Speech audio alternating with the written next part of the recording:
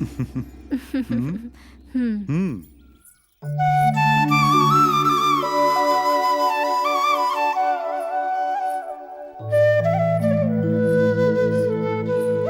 सुनिए, आप लोग अत्यंत धनवान लग रहे हैं। कौन है आप लोग और कहां से आ रहे हैं? ये सब बताने का समय नहीं है बेटा। सूर्योदय से अब तक बहुत दूर से चलकर आ रहा हूँ। बहुत तीव्र भूख लगी है। पहले भूख मिटाने का मार्ग बताकर पुण्य कमा लो। आप जैसे अतिथियों की सेवा करने से अच्छा और क्या कार्य हो सकता है। आपसे निवेदन है कि आज के लिए इस गरीब के घर में आतिथ्य स्वीकार कर लें। जो पेट भरता है, ना ही वो निर्धन है, ना ही वो धनवान है, वो केवल महान है। आइए स्वामी जी।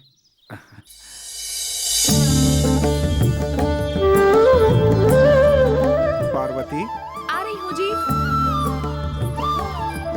रुको बेटी, हम भोजन पत्ते में नहीं करते हैं, ये हमारा नियम है। हमें थाल में दे दो बेटी। अरे, हमारे इस घर में आपके सोच अनुसार वस्तु नहीं है।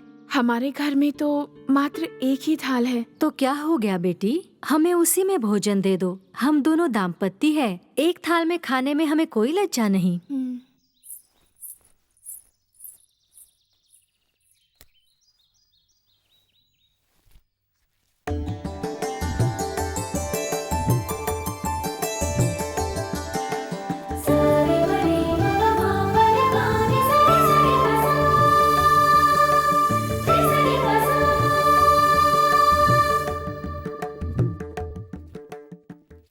अतिथि, हमें क्षमा कर दीजिए। भोजन में आज हमारे यहाँ सिर्फ साग बना है, इसके अलावा और कुछ नहीं है। आप इसे बड़े हृदय से स्वीकार कर लीजिए। बाल गणेश को साग हमसे भी अधिक प्रिय है, इसीलिए वो पत्नी पूजा को मान देते हैं। और तुम ऐसा भोजन देने के लिए हिचकिचा रही हो। हम क्यों नहीं स्वीकार करेंगे? ये तो हमारे लिए सौभाग्य की बात होगी। परोस दो बेटी। अभी लाइए।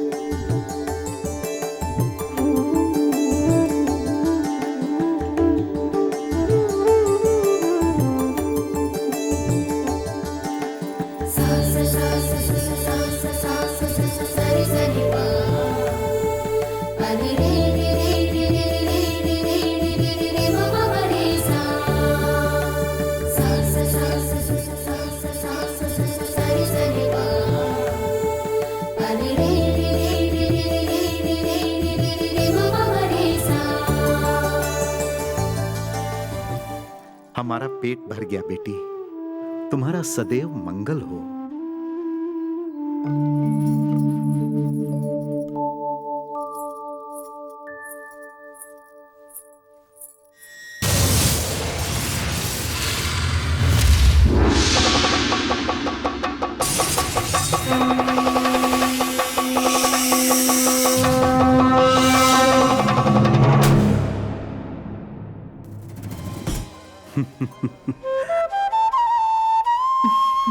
चंद्रशेखर के लिए आप इतने प्रसन्न क्यों हैं? क्या मैं इसका कारण जान सकती हूँ? उसकी भक्ति के कारण। भक्ति के कारण? भक्ति यदि मन से प्रार्थना करें तो भगवान प्रसन्न हो जाते हैं देवी। तो इसीलिए आपको सब लोग भोला शंकर कहते हैं। भक्तों का ध्यान रखना ही तो भगवान का कर्तव्य है न देवी। कोई यदि आपसे वर मांगता है तो अच्छी बात है, लेकिन आपके भक्त आपसे उच्च कोटि का वर मांग लेते हैं। बानासुर को अपने वर दिया तो वो आपके सिंहासन का भक्षक बन गया। गजासुर की इच्छा पूरी की तो वो गर्व से आतंक मचाने लगा। रावणासुर की भक्ति आपको अच्छी लगी तो उसे आपने आत्मलिंग प्रसाद में दे दिया। और भस्मासुर की इच्छा तो लोक विधान में थी। वर की परीक्षा करने के लिए उस असुर ने आपके शीश पर ही हाथ रख दिया।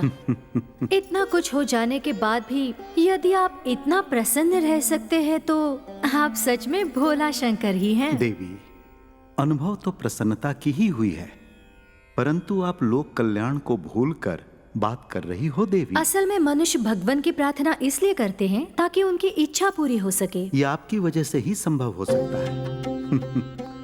मन में कोई स्वार्थ रखे बिना केवल अपने हृदय में भक्ति भाव ही रखने वाला परम भक्त एक ही है, और वो है शिवदत्त। निश्चल भाव वाला शिवमय, वो पूरी तरह से शिवमय है। उसका विश्वास ही शिव है। उसकी भक्ति अचंचल है। ऐसा है क्या? एक छोटी सी इच्छा है। वो क्या है देवी? वो शिवदत्त जो है निस्वार्थ भाव से आपकी पूजा कर रहा है, ये जाने बिना आप उसका अनुग्रह मत कीजिएगा। आपकी बात को मैंने कभी ना कहा देवी। ऐसा ही होगा देवी।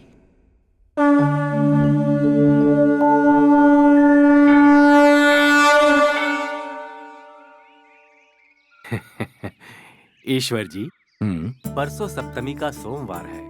वो बहुत ही शुभ दिन है। उस दिन आपकी बेटी की मंगनी करने का अच्छा मुहूर्त है। बहुत अच्छा, वही मुहूर्त तय कीजिए। ठीक है, लेकिन ईश्वर जी, मुझे एक छोटा सा संदेह है। वो क्या है स्वामी जी? भद्रा के बारे में गांव में हर किसी को जानकारी है। वो परम लोभी और कपटी है। फिर उसके साथ रिश्ता करने का क्यों निश्चय किया आपने? पुजारी जी, आप तो सब कुछ जानते हैं मैं किन परिस्थितियों में जी रहा हूँ। ऐसी स्थिति में उससे अच्छा वर नहीं ढूंढ सकता। जब से उसने जन्म लिया है उसने आज तक कोई खुशी नहीं देखी है। इसलिए उस घर में वो खुश रहेगी ये सोचकर मैंने ये निर्णय लिया है। अब इस विवाह में कोई अड़चन नहीं आनी चाहिए।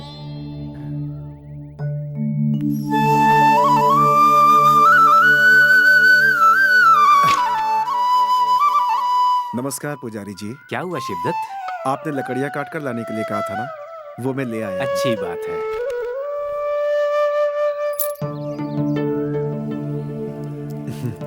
आपने पैसे कुछ ज्यादा ही दे दिए, बाकी के वापस ले लीजिए। कोई बात नहीं, रख लो। आवश्यकता से अधिक धन मिलने पर मन में संतोष नहीं होता पुजारी जी। ये लीजिए। फिर मिलता हूँ पुजारी जी। चलता हूँ। इस शिवदत्त को देखता हूँ तो मुझे बहुत आश्चर्य होता है पंडित जी। ये सिर्फ नाम का ही गरीब है ईश्वर जी। गांव का सबसे अच्छा आदमी है ये। प्रतिदिन जब तक वो किसी अतिथि को भोजन नहीं करवा लेता तब तक ये खुद भोजन नहीं करता। इतना कठोर नियम है इसका।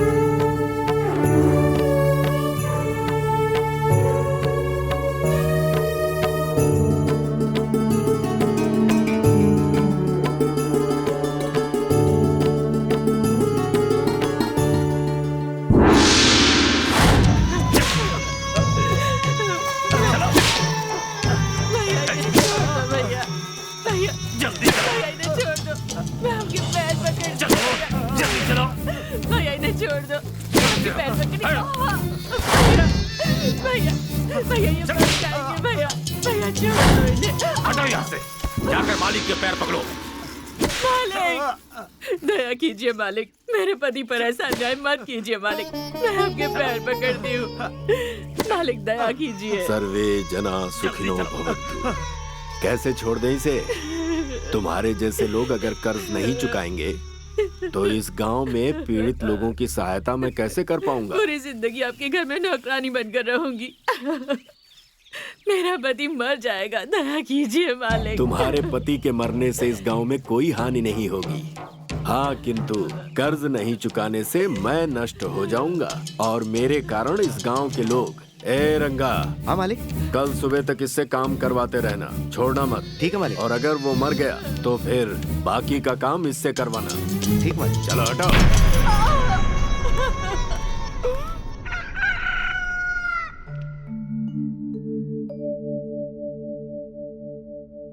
ईश्वर जी, लड़की की कुंडली के अनुसार आज से 10 दिनों के बाद मतलब श्रावण की पंचमी के दिन अत्यंत दिव्य मुहूर्त है। उस मुहूर्त में यदि विवाह हुआ तो आपकी पुत्री सदैव सौभाग्यवती रहेगी। बहुत अच्छा है, तो फिर आप उसी दिन को तय कीजिए पंडित जी। शुभस्य शीघ्रम।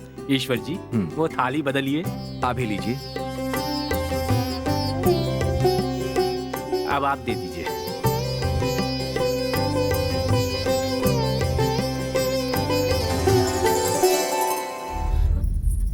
हाँ छोटी माँ, आपने बुलाया? नहीं बेटी, चिल्लाई। छोटी माँ, सुबह होते ही उस भगवान के घर में घुसकर श्लोक पे श्लोक पढ़ती रहती हो बस। तो फिर इस घर का काम कौन करेगा बताओगी? सारा काम तो कर दिया है मैंने। क्या काम किया है तुमने सुबह से? कुछ नहीं किया। 4 बर्तन धोकर, 4 कपड़े धोकर सब काम कर लिए तूने। रसोई घर की शक्ल भी नहीं देखी तूने। आज इस गरीब को कुछ खाने को मिलने वाला है भी या नहीं? अभी अभी बना देती हूँ छोटी माँ। क्या बनाओगी क्या पता। वो महारानी तुझे जन्म देकर मेरी गोद में फेंक कर चली गई। कुछ बोलो तो भी सौतेली माँ ही कहते हैं। मेरी तो किस्मत ही फूट गई है। माँ, हाँ माँ, मुझे भूख लगी है। भूख लग रही है। पेट में चूहे दौड़ रहे हैं, सहन नहीं हो रहा है। अरे तू क्या यहाँ खड़ी रहकर मेरा मुंह देख रही है? जा जल्दी खाना बना, जा मत। अरे बेटी, क्या विजय लक्ष्मी, ये क्या है? क्या है? क्यों इस पर अत्याचार कर रही हो? ओ अब इनकी सुनो, मैंने ऐसा क्या कह दिया? घर की लड़की है तो खाना समय पर बनाने को कह दिया, तो ये भी क्या मैंने गलत कह दिया? विजय लक्ष्मी, तुम कितना भी कहो तुम सौतेली माँ ही हो। अपनी बेटी को इतना नहीं सताना चाहिए, ये अच्छी बात नहीं है। हाँ कह दिया, आपने भी कह दिया। अब मैं क्या करूँ? क्या मैं इसे सताकर मार रही हूँ? बिना माँ की बेटी है, ये सोचकर मैं माँ से ज्यादा इसे प्यार करती हूँ, फिर भी मुझे ऐसा कहते हैं। कान खोल के सुनो, तुम दोनों बाप बेटी को एक बात साफ कह देती हूँ, इस घर में वही होगा जो मैं चाहती हूँ। अगर ऐसा नहीं हुआ तो याद रखना। चल बेटी। क्यों पिताजी? आप तो छोटी माँ की आदत को जानते हैं, फिर झगड़ा क्यों किया? अपनी अर्धांगिनी बनाकर इसे, मैंने तुम्हारे साथ बहुत अन्याय किया है बेटी। आप ऐसा मत कहिए, गलती मेरी ही है। पूजा में लीन होकर मैं खाना बनाना भूल गई। तुम्हारा मन कितना अच्छा है बेटी, इसीलिए वो परमात्मा तुम्हें हमेशा खुश रखते हैं। तुम्हारा सारा कष्ट दूर कर देंगे वो। आप ये क्या कह रहे हैं पिताजी? मैंने तुम्हारा लग्न तय कर दिया है बेटी। क्या इसकी शादी का निश्चय करके आए हो? हाँ भाग्यवान, भद्रा के बेटे के साथ इसकी शादी तय करके आया हूँ। मुझसे एक बार भी नहीं पूछा आपने? सब निर्णय आप खुद ही लेकर आ गए। जिसके पास मन होता है उसी से बात करते हैं, तुम जैसे लोगों से नहीं। फिर ये तो मेरी बेटी के विवाह का विषय है। लेकिन एक बात कान खोल के सुनिए, इसकी शादी की वजह से मेरे घर को कंगाल करने का सोचा तो मैं ऐसा बिल्कुल नहीं होने दूंगी, बिल्कुल भी नहीं होने दूंगी। किसी भी मंदिर में जाकर 2 मंत्र पढ़कर इसकी शादी करवा।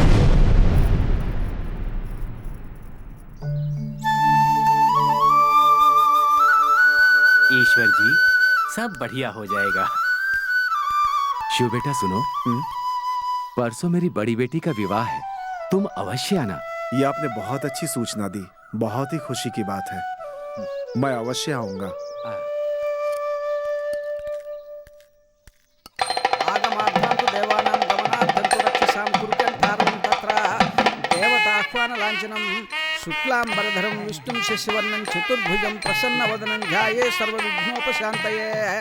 अगजानन पद्मार्कं गजानन महर्निशम् अनेकदं तं भक्तानाम् एकदन्तम् उपास्महे। ओम केशवाय स्वाहा, ओम नारायण स्वाहा, ओम माधवाय स्वाहा, ओम गोविंदाय नमः, ओम विष्णुवे नमः, ओम मधुसूदनाय नमः, ओम त्रिविक्रमाय नमः, ओम वामनाय नमः, ओम श्रीधराय नमः, ओम पद्मनाभाय नमः, ओम दामोदराय नमः। बहन जी, आप लोगों का तो इतना बड़ा घर है, फिर ये विवाह इस मंदिर में क्यों करवा रहे हैं? ऐसी बात नहीं है, घर में विवाह करवाना हमारे घर में शुभ नहीं है। बड़े पंडित जी ने कहा है, इसलिए शिव मंदिर में विवाह हो रहा है। ये माँ जी जरा बेटी को बुलाइए। ओम माधवाय स्वाहा, ओम गोविंदाय नमः, ओम विष्णुवे नमः, ओम मधुसूदनाय नमः, ओम त्रिविक्रमाय नमः, यहाँ बैठो। ओम वामनाय नमः, ओम श्रीधराय नमः, ओम पद्मनाभाय नमः, शिवे सर्वार्थसाधिके शरण्ये त्र्यंबके गौरी नारायणी नमोस्तुते। बेटा अपनी पत्नी को मंगलसूत्र पहनाओ। मांगल्यं तंतु नानेना मम जीवन हेतुना। मालिक, मालिक, जल्दी चलिए, जल्दी चलिए। क्या हो गया? आपके पशुओं का चारा गृह जल रहा है, सभी जीव जलकर भस्म हो गए मालिक। क्या कह रहा है तू? हाँ मालिक, सब नष्ट हो गया। अरे अरे अरे, ऐसा कैसे हो गया? ये लड़की आई तो सब कुछ नष्ट हो गया। जिस मुहूर्त में ये विवाह रखा है उस मुहूर्त में ये अनर्थ हुआ है। बात बिल्कुल साफ है।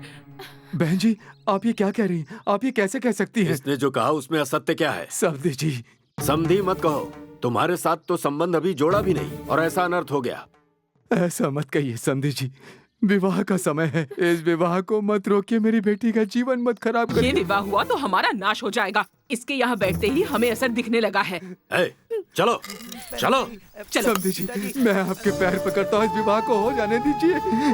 मेरी बेटी तुम का चाहे जीवन- मुझसे कितनी भी विनती क्यों ना करो, किसी भी परिस्थिति में ये विवाह संभव नहीं है। जानबूझकर कोई अशुभ चरणों को अपने घर में कैसे ले जा सकता है? दूर हटो, ला इधर दे।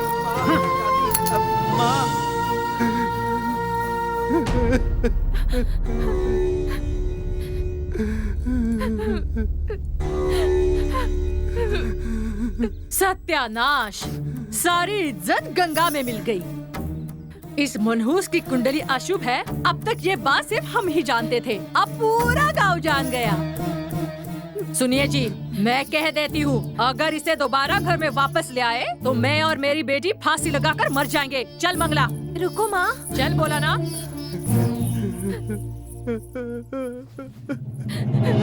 पुजारी जी, आपने तो बहुत अच्छा और शुभ मुहूर्त बोला था ना। देखिए ना, मेरी बेटी का जीवन का अब क्या होगा? अनर्थ हो गया,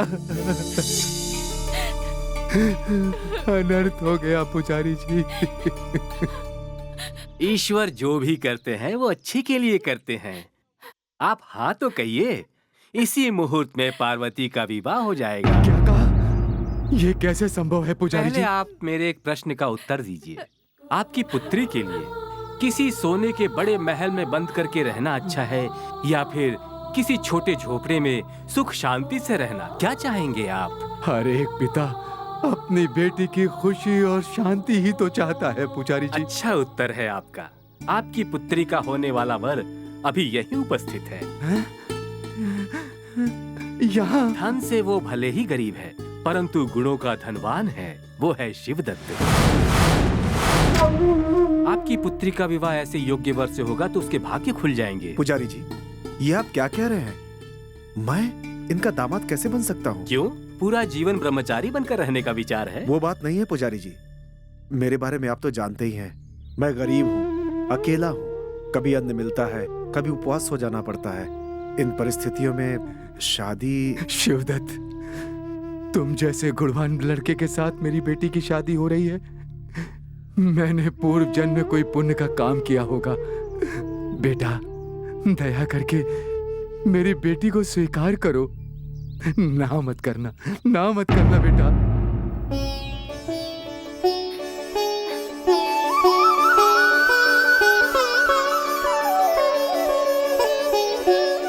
अगर महादेव की यही इच्छा है तो मैं मना करने वाला कौन होता हूँ। मैं तैयार हूँ।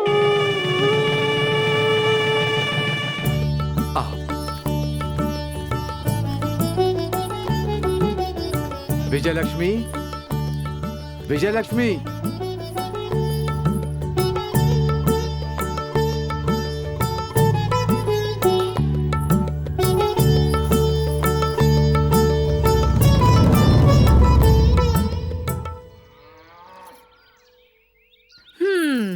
इस नीच दरिद्र से इस दरिद्र लड़की की शादी करवा दिया आपने। अच्छा किया, अच्छा किया, बहुत अच्छा किया। विजयलक्ष्मी, तुम ये क्या कह रही हो? दामाद और बेटी को अंदर तो ले चलो। क्यों अंदर आने दूं? भिखारियों को पालने के लिए ये कोई धर्मशाला नहीं है। विजयलक्ष्मी, चिल्लाओ मत। क्यों री, तू क्या ये थाली लेकर बाहर आ गई? दीदी की आरती उतारनी है। आरती उतारनी है? देखो बेटी, इतने दिनों तक कांटे की तरह हमारे गले में फंसी हुई थी तू। तेरा कर्म है या मेरा कर्म है, तुझे घर तो मिल ही गया। अब दया करो। चलो पार्वती, हम अपने घर चलते हैं। एक मिनट रुकिए।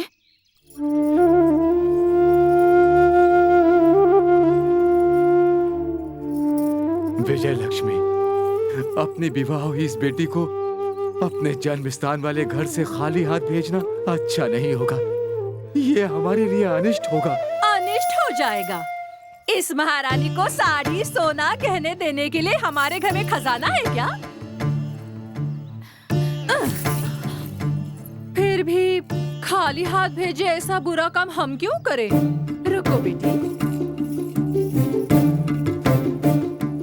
बेटा, कृपया करके इसकी बातों को दिल से मत लेना बेटा। जब बड़े लोग डांटते हैं तो उसे भी आशीर्वाद समझना चाहिए। ये लो, ये साड़ी ये है ना तुम्हारी माँ शादी के वक्त अपने साथ लाई थी। ये भी लो, अब दया करो हम पर। आती हूँ पिताजी। संभल कर बेटी, तुम्हारी अच्छाई सदैव तुम्हारा साथ देगी। बेटा शिवदत्त, मेरी बेटी बहुत मासूम है। उसने बचपन से खुशी का कोई पल भी अपने जीवन में नहीं जिया। अब से मेरी बेटी का सब कुछ तुम ही हो, इसका ध्यान रखना। आती हूँ छोटी माँ। जाओ बेटी, वापस कहाँ आओगी? जाओ।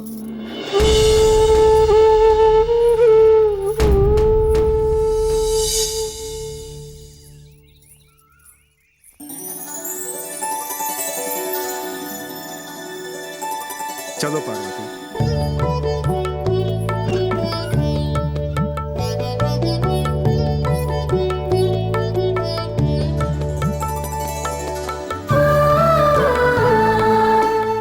पार्वती, यही है अपना घर।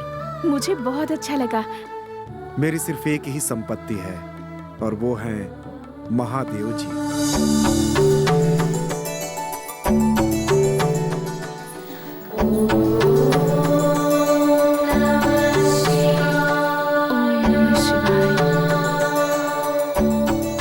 पार्वती, आरामदायक वस्तुएं तो बहुत हैं, परंतु यहाँ ऐसा कुछ भी नहीं है कि मैं तुम्हें कुछ उपयोग के लिए दे सकूं, क्योंकि मेरी उतनी क्षमता नहीं है। लेकिन मैं तुम्हें अपने हृदय में संभाल कर रखूंगा। देखिए जी, इस जन्म में मेरे लिए इतना ही काफी है। और हाँ, छोटी माँ ने जो भी कहा उसके लिए मुझे क्षमा कीजिए। पार्वती, उन्होंने मेरा किसी भी तरह अपमान नहीं किया।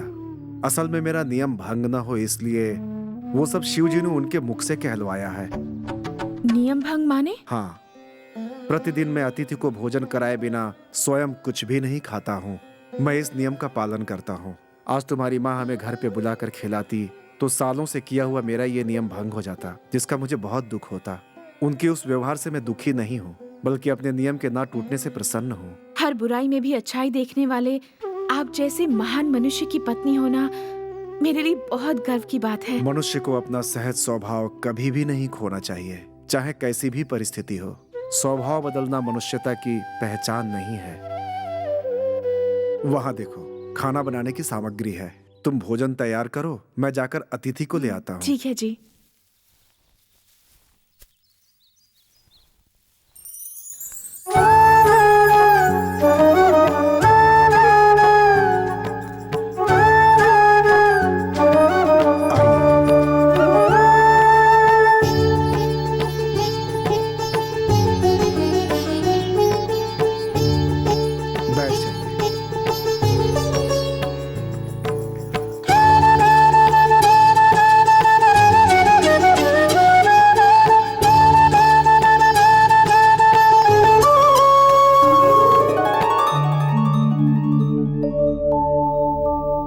स्वामी,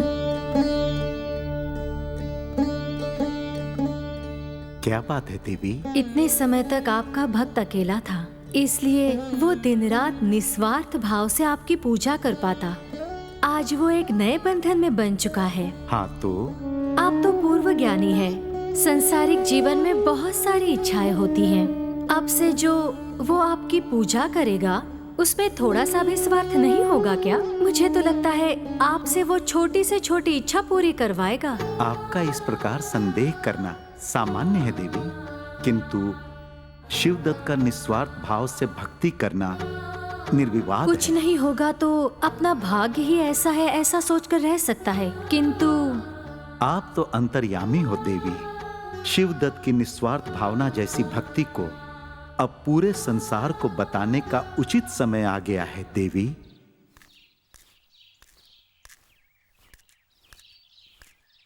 सुनो बेटा शिवदत्त, बोलिए माताजी। थोड़ी लकड़ियां दे सकते हो मुझे? इसमें कौन सी बड़ी बात है माताजी, ले लीजिए। बेटा, तुमने बहुत मन से दिया, परंतु मुझ गरीब के पास तुम्हें देने के लिए कुछ भी नहीं है। मैंने आपसे कुछ मांगा क्या माताजी? आप हमारी माँ समान हैं। मैं आपके किसी काम आ सकूं, ये मेरा सौभाग्य है। भगवान तुम्हें हमेशा खुश रखे बेटा। चलता हूँ माताजी।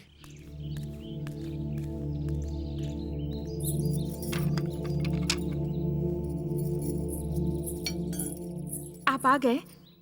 आप खाना बनाने के लिए कुछ भी नहीं लाए? नहीं ला सका पार्वती। जो कुछ यहाँ लाने वाला था रास्ते में एक बूढ़ी माता को देना पड़ा। कोई बात नहीं, आपने बहुत अच्छा किया। लकड़ियाँ तो आप फिर से ला सकते हैं। एक दिन की आवश्यकता के अनुसार मैं वन से उतनी ही लकड़ी काट कर लाता हूँ। अब और लकड़ी नहीं ला सकता पार्वती। फिर आने वाले अतिथि को हम भोजन कैसे करवाएंगे? घर में जितना है उसी से काम चला लेते हैं। घर में कुछ भी नहीं है जी, सब कुछ समाप्त हो गया। ईश्वर की इच्छा। अरे हाँ, मिट्टी की हांडी में साग है ना, आज उसे ही पका दो। उसे ही शिव जी का प्रसाद समझ के खा लेंगे।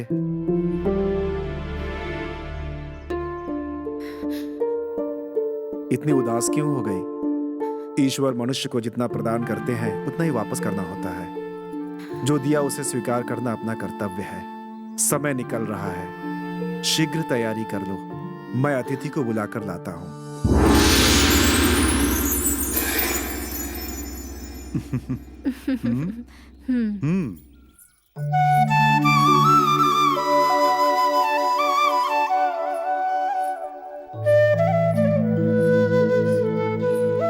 सुनिए, आप लोग अत्यंत धनवान लग रहे हैं।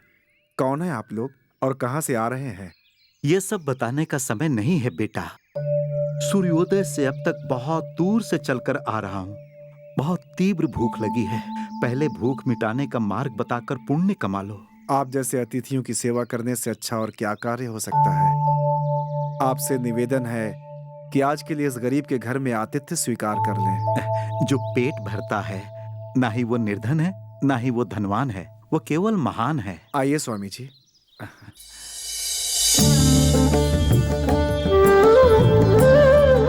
पार्वती, आ रही हूँ जी। रुको बेटी, हम भोजन पत्ते में नहीं करते हैं, ये हमारा नियम है। हमें थाल में दे दो बेटी। अरे, हमारे इस घर में आपके सोच अनुसार वस्तु नहीं है। हमारे घर में तो मात्र एक ही थाल है। तो क्या हो गया बेटी, हमें उसी में भोजन दे दो। हम दोनों दाम्पत्य है, एक थाल में खाने में हमें कोई लज्जा नहीं।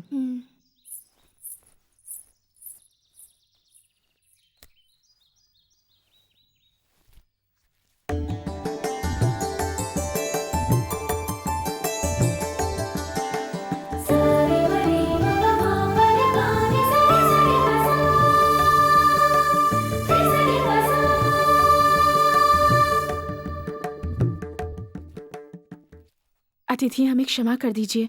भोजन में आज हमारे यहाँ सिर्फ साग बना है, इसके अलावा और कुछ नहीं है। आप इसे बड़े हृदय से स्वीकार कर लीजिए। बाल गणेश को साग हमसे भी अधिक प्रिय है, इसीलिए वो पत्नी पूजा को मान देते हैं। और तुम ऐसा भोजन देने के लिए हिचकिचा रही हो। हम क्यों नहीं स्वीकार करेंगे? ये तो हमारे लिए सौभाग्य की बात होगी। परोस दो बेटी। अभी लाई।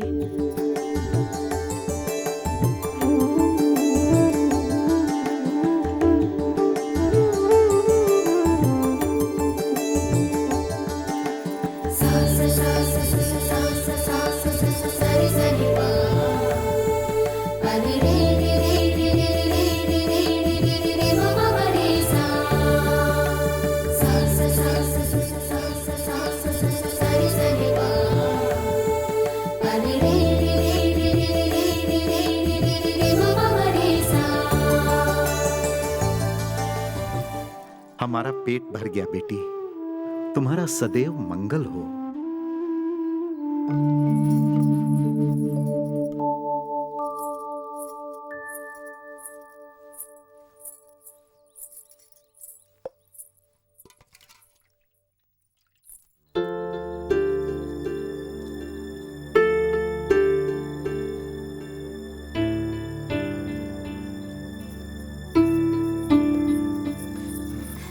लीजिए पिताजी, ये लीजिए।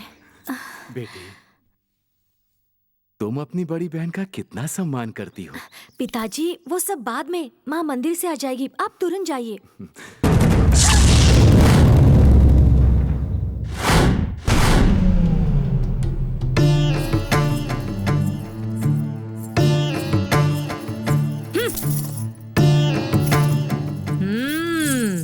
घर के चोर को ईश्वर भी नहीं पकड़ सकता, ऐसा यूं ही नहीं कहते। मेरे गहनों की चोरी कर कर अपनी बेटी को देने जा रहे थे। बेटी को विदा करने के इतने दिनों बाद मैं आज उससे पहली बार मिलने जा रहा हूं, तो बिना कुछ लिए कैसे जा सकता हूं? मुझे कोई फर्क नहीं पड़ता। ईश्वर,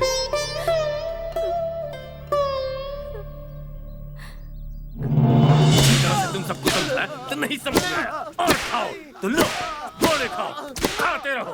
ये भैया भैया भैया, ये तो अन्याय है ना। हमने आपसे सिर्फ 500 मोहरे कर्ज पर ली थी और आपने उसका गलत तरीके से ब्याज जोड़कर 2000 मोहरे मांग रहे हो। ये तो अन्याय है ना भाई। हाँ, ये अन्याय है। गलत हिसाब लिखेंगे। क्यों रंगा, इन लोगों ने बताया बाकी का ऋण कब चुकाएंगे? ये कह रहे कुछ भी बाकी नहीं है, आपने ही हिसाब किताब में गलती की है। सर्वे जना सुखिनो भवन्तु, सभी गांव वाले सुखी रहेंगे, यही सोचकर इन लोगों को ऋण दिया था मैंने। क्यों रे, बाकी नहीं है? हमने ये नहीं कहा कि बाकी नहीं है, लेकिन वो ब्याज पर ब्याज चढ़ा रहे हैं। ये तो अन्याय है ना मालिक। ए रंगा, ऐसा मार कि इन लोगों की आंखों से खून निकलने लगे।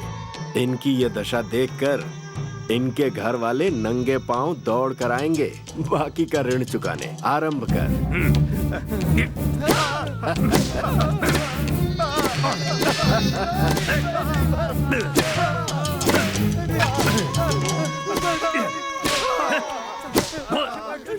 रुकिए भद्रा जी।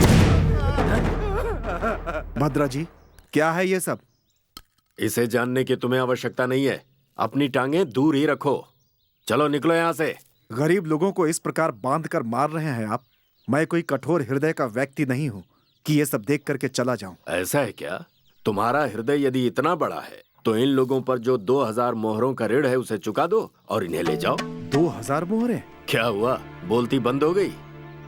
धर्मात्मा नहीं बनना चाहोगे? चलो अब निकल लो यहाँ से। आ गए सहानुभूति दिखाने। चालू रखो। जी ठीक है मालिक। बेटी पार्वती।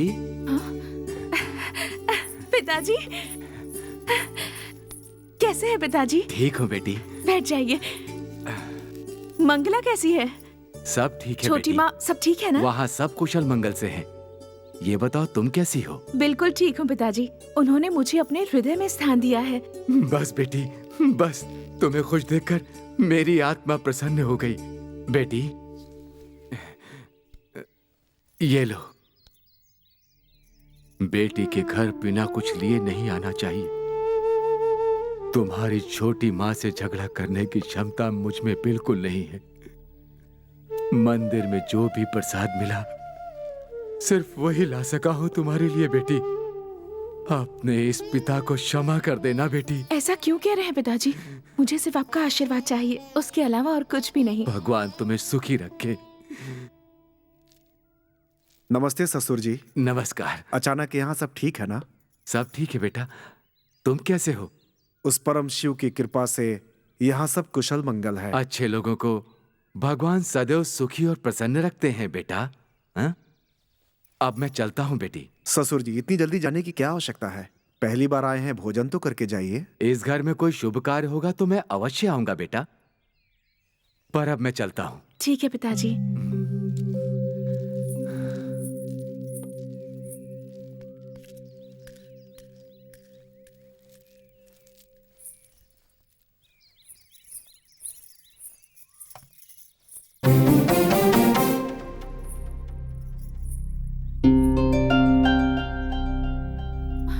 जरा सुनिए,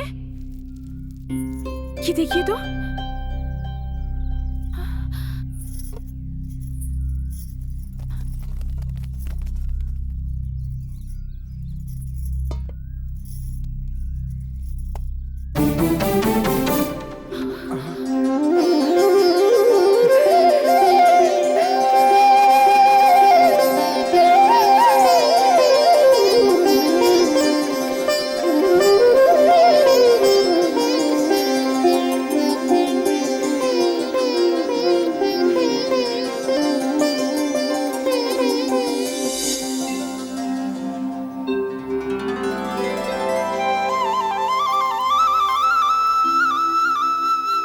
पार्वती, कल जो हमारे घर अतिथि आए थे, भोजन के पश्चात इसी में हाथ धोया था ना? इसी में धोया था। उन महान अतिथियों के स्पर्श से ये पात्र अक्षय पात्र बन गया है। पार्वती, ये भगवान का उपहार भी हो सकता है, पर यह हमारे लिए नहीं है। इस अक्षय पात्र को मैं किसी नदी में विसर्जित करके आता हूँ। किंतु ऐसा क्यों? यदि ये अक्षय पात्र हमारे पास रहेगा तो हमारे मन में लालच आने की संभावना बढ़ जाएगी। जैसे ही लालच होगी, हमारे अंदर की मानवता समाप्त हो जाएगी। इसीलिए इसकी आवश्यकता नहीं है। देखिए, मैं आपसे ये नहीं कह रही हूँ कि आप इसका उपयोग अपने स्वार्थ के लिए कीजिए, किंतु इसका उपयोग असहाय लोगों की, दुखियारों की सहायता के लिए करेंगे तो मुझे लगता है कि बेहतर होगा। सही कहा तुमने। इस अक्षय पात्र का मैं लोगों की सहायता के लिए उपयोग करूंगा। ओम नमः शिवाय।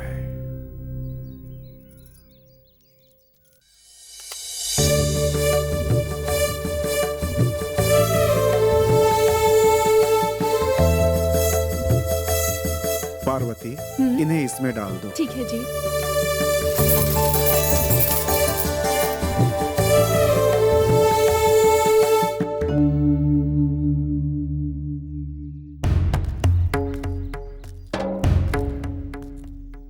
भद्रा जी, भद्रा जी, क्या है?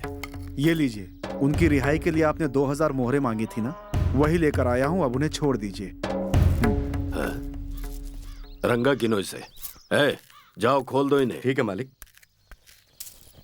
भोजन के लिए भी तरसने वाले के पास इतना धन कहाँ से आ गया? किसी के घर से चोरी करके लाए हो क्या? आपकी दया से वैसा करने की नौबत नहीं आई। तो फिर कहाँ से आया? आपको सूचना चाहिए या मोहरे? मुझे बहस से मतलब नहीं। मेरा धन मेरे पास आ गया, बस इतना काफी है। सबका ऋण चुकता हो गया, चलो निकलो। चलिए। भैया, हमारे प्राण बचाने के लिए आपका बहुत बहुत धन्यवाद। जो मैंने किया वो आप लोगों पे कोई एहसान नहीं है। पीड़ित की सहायता मेरा धर्म है। एक पैसा भी ऊपर नीचे नहीं है, पूरा का पूरा है मालिक। परंतु प्रश्न ये है कि इतना धन उसके पास आया कहाँ से? कहीं से भी आए, हमें उससे क्या करना है? आपके तो पूरे पैसे मिल गए ना मालिक। तो रह गया मूर्ख का मूर्ख ही। अगर एक निर्धन दूसरे निर्धन की सहायता करने लगा तो हमें ये समझ लेना चाहिए कि हमारे बुरे दिनों का आरंभ हो चुका है। इस शिवदत्त को हमारी आंख से आंख नहीं मिलाना चाहिए, बल्कि पैरों पर झुकना चाहिए। मेरी बात ध्यान से सुनो। शिवदत्त पर अपनी एक आंख लगाए रखो। ठीक है मालिक। कल भद्रा जी ऋण नहीं चुकाने वालों को मार रहे थे, तब शिवदत्त आकर उनका पूरा ऋण चुकाकर हमारे लोगों को छुड़ा लिया। ऐसा क्या? हाँ। सच में शिवदत्त महान आदमी है। तनिक सोचो तो, कितने लोग ऐसी सहायता करते हैं। मुझसे पूछो तो भद्रा जैसे आदमी से उधार लेना जीवन की सबसे बड़ी भूल होगी। बिल्कुल सर्वे जना सुखिनो भवन्तु। लगता है तुम सब मेरे बारे में मेरे पीठ पीछे कुछ अच्छी बातें कर रहे आप हो। जैसे महान आदमी के सामने तो हम लोग बहुत तुच्छ तुम्हारी हैं। बातें मैंने सुन ली हैं बासप्पा। तुम लोग ही नहीं, इस गांव में रहने वाला प्रत्येक व्यक्ति मेरे बारे में ऐसे ही कहता है। किंतु आवश्यकता होगी तो मेरे पास ही आएंगे। तुम लोग इस तरह भाग कर क्यों जा रहे हो? क्या हुआ? अपने शिवदत्त पर भगवान शिव ने कृपा की है, उन्हें शक्ति प्रदान की है कि वो गरीबों की मदद कर सकें, इसलिए दूसरों की इच्छाएं वो उसी समय पूरी करके दे रहा है। सर्वे जना सुखिनो भवन्तु। चलो चलो चलो चलो। अरे चलो भाई, घर चलो। जल्दी आओ, आ जाओ भाई। ए रंगा। जी मालिक। ये सब क्या हो रहा है? अब मैं कैसे बताऊं मालिक, मैं तो आपके साथ ही सुन रहा हूँ।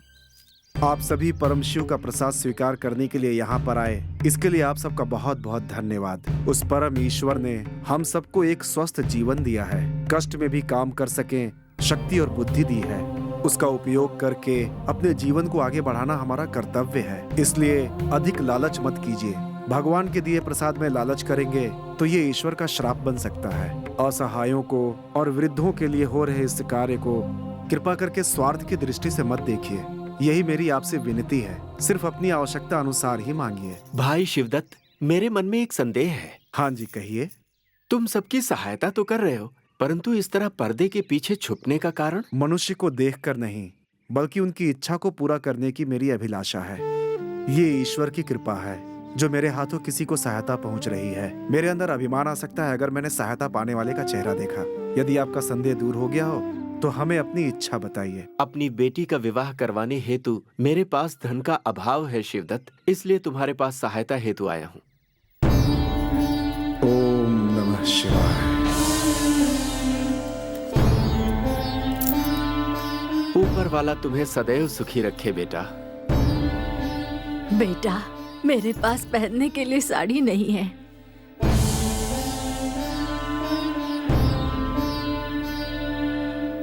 भैया, मुझे रहने के लिए एक बड़ा सा घर चाहिए।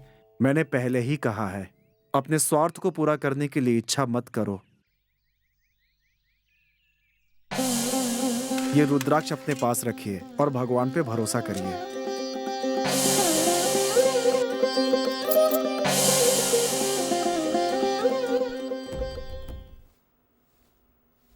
बेटी बंगला, हाँ पिताजी। थोड़ा सा जल लेकर आना बेटी। लीजिए पिताजी।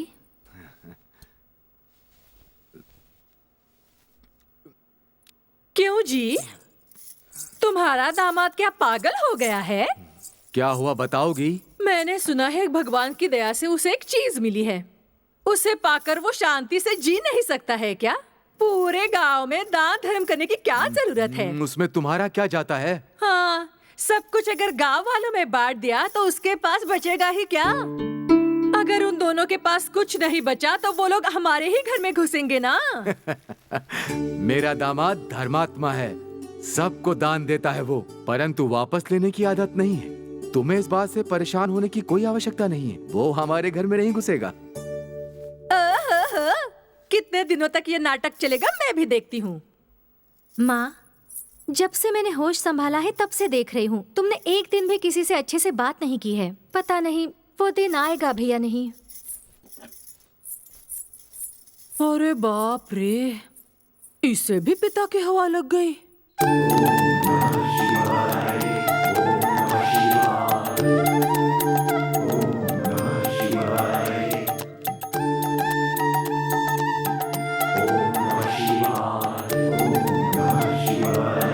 महानुभाव, जरा सुनिए, आप लोग यहाँ किस प्रांत से आए हैं? हम लोग कलिंग प्रांत से हैं। शिव भक्ति की धुन में हम लोग भिक्षा मांगते हुए यहाँ चले आए। श्री शैला श्री मल्लिकार्जुन भगवान के मंदिर हम सब दर्शन के लिए जा रहे हैं। आप जैसे भक्तों को देखकर मेरा जीवन धन्य हो गया। इस गरीब का नाम शिव दत्त है। मैं आप सभी लोगों से आतिथ्य स्वीकार कर भोजन ग्रहण करने का आग्रह करता हूँ। आप लोगों का नियम भंग न हो इसलिए मैं आपके अनुसार ही भोजन बनवाऊंगा। प्रभु इच्छा। आइए स्वामी जी। ओम नमः शिवाय, ओम नमः शिवाय।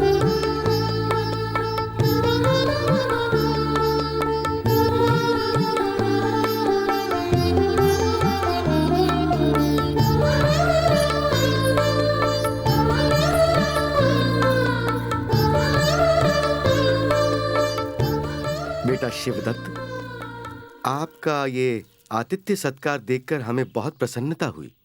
आपको अच्छा तो नहीं लगेगा, परंतु हम ये चाहते हैं हमारे साथ चल के आप भी उस भगवान के दर्शन करें। क्षमा करें स्वामी जी, मैं नहीं आ सकता। परंतु क्यों? स्वामी जी, बचपन से ही मेरे लिए अतिथि सत्कार ही सबसे बड़ा धर्म रहा है। यदि मैं आप लोगों के साथ अभी चल पड़ूं तो वहां से लौट कर आने तक मेरा ये नियम भंग हो जाएगा स्वामी जी, इसीलिए मैं क्षमा चाहता हूँ। ओह अच्छा, तो तुम भगवान के आशीर्वाद से अधिक आतिथ्य सत्कार को महत्व देते हो। अतिथि देवो भव आपने भी सुना होगा स्वामी जी। भूखे अतिथि को खाना खिलाना उस परम परमेश्वर का सैकड़ों बार दर्शन करने के बराबर है। मतलब तुम्हें भगवान से अधिक अतिथि प्रिय है और इसीलिए तुम हमारे साथ दर्शन के लिए नहीं चलोगे? आप मेरी बात का अर्थ नहीं समझ रहे हैं स्वामी जी। मेरा वो उद्देश्य नहीं था। भगवान सर्व अंतर्यामी है, उनके दर्शन के लिए किसी को कहीं भटकने की आवश्यकता नहीं। यदि निश्चल भक्ति और संपूर्ण ध्यान से यदि हम उस शिव को देखने का प्रयास करेंगे तो वो हमारे चारों तरफ दृष्टिगत होंगे।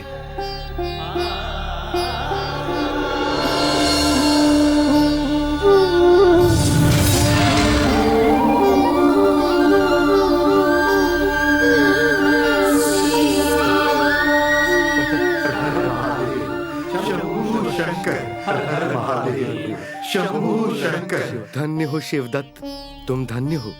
तुमने अपने साथ साथ हमें भी धन्य कर दिया। स्वामी जी, नमन है। साधुओं को आशीर्वाद देना चाहिए, नमस्कार नहीं करना चाहिए। तुम्हारे दर्शन के कारण ही हमारा जीवन धन्य हो गया।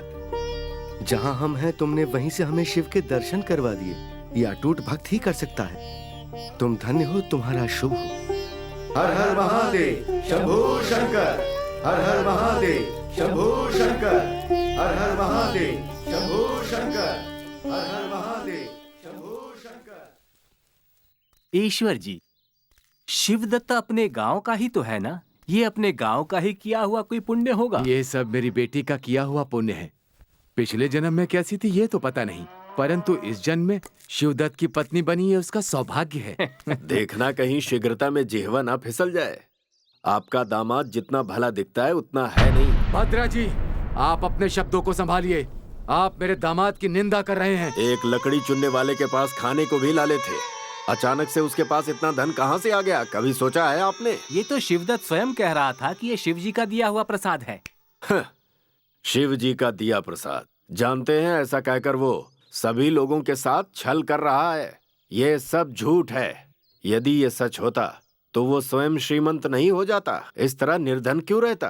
तनिक विचार कीजिए, रातों रात लोगों की सहायता है तो उसके पास धन कहाँ से आ गया? आप जैसा सोच रहे हो, शिवदत्त वैसा इंसान बिल्कुल नहीं है। उसे जो आशीर्वाद मिला है वो स्वयं के लिए प्रयोग ना करके लोगों की सेवा करने में लगा हुआ है। इसे आप क्या कहेंगे? आपने एकदम सत्य कहा ईश्वर जी। भद्रा जी, ऐसा करके शिवदत्त गांव वालों का अनिष्ट तो नहीं कर रहा है ना? किसी को कोई नुकसान भी नहीं पहुंचा रहा। उसके अंदर कोई स्वार्थ भी नहीं है।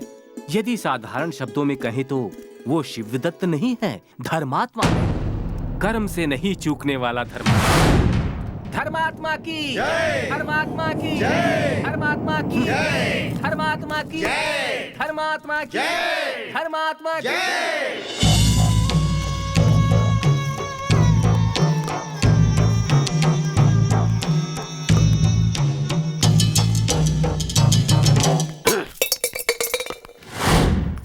ये लीजिए भद्रा जी, मैं आपको मुद्राएं देने आया हूँ। अब आप हमारा खेत वापस कर दीजिए। रातों रात तुम्हारे पास इतना धन कहाँ से आया? हम गरीबों का देवदूत शिवदत्त है ना, तो फिर हमें कैसे समस्या होगी? उसी ने ये हमें दिया है। ए रंगा। हाँ मालिक। अब यदि हम और चुपचाप रहे तो हमारे लिए बहुत बुरा होगा। इस शिवदत्त के पीछे अवश्य ही कोई रहस्य है। आज रात को ही उसके घर जाकर इसका पता लगाओ।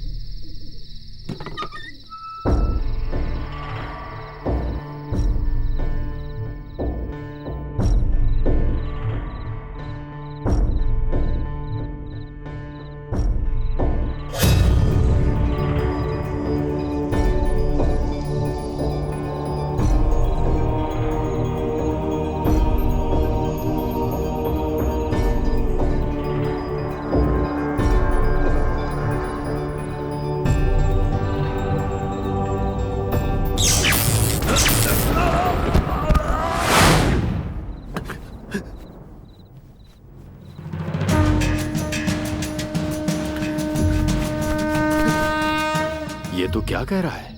सच कह रहा हूँ, माँ की सौगंध। मेरे जैसा व्यक्ति भी उसे छुपाने में असमर्थ रहा। तनिक सोचिए वह कैसा होगा मालिक। उसके झोपड़े में अवश्य कोई शक्ति है। मैं सोच रहा था उसे गुप्तकोश मिला है। झोपड़े में कोई शक्ति है? हाँ मालिक, अवश्य कोई शक्ति है वहाँ। उसे मैं भी छू नहीं पाया। उसके पास चाहे कोई भी शक्ति क्यों ना हो, बाहर के संसार में है तो एक मामूली व्यक्ति ही ना।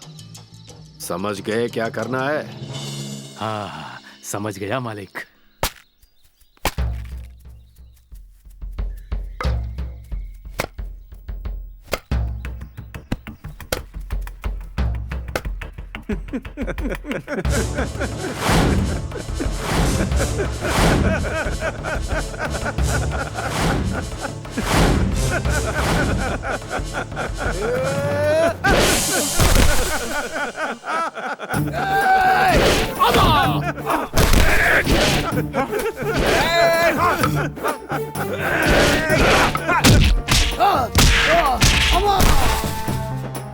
Come on.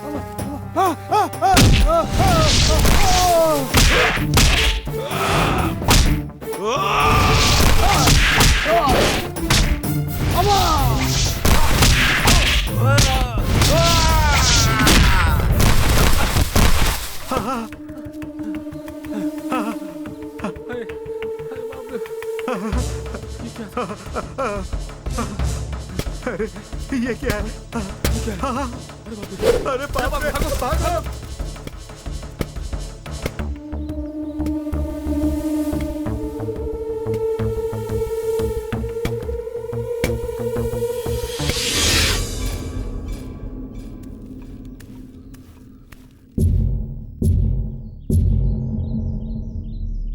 मालिक, वो मामूली आदमी नहीं है मालिक, उसका हम कुछ भी नहीं बिगाड़ सकते मालिक। हाँ मालिक, जो कुछ भी हुआ उसे याद करके अभी तक भयभीत हूँ मैं। आपने नहीं देखा ना मालिक? यदि देख लिया होता तो बाप रे बाप, आपको विश्वास नहीं होगा, वहाँ सिर्फ एक नहीं 4 शिवदत्त थे। ये क्या सुन रहा हूँ मैं? कोई जादू है क्या उसके पास? ऐसा कुछ नहीं है मालिक। तुम लोग जाओ यहाँ से। अब क्या करना है रंगा, तुम बताओ। अब हमें कुछ भी नहीं करना है मालिक। यदि उसे हानि पहुंचानी है तो जैसा ही शक्तिशाली कोई चाहिए। ऐसे किसी व्यक्ति को जानते हो तुम रंगा? हाँ, नागलापुर में एक तांत्रिक रहता है। लोगों का कहना है कि वो भूतों को घुमा फिरा करना चाहता है। जो कुछ भी करना है अब तो वही करेगा। हाँ ठीक है, उसे बुला लो यहाँ पर।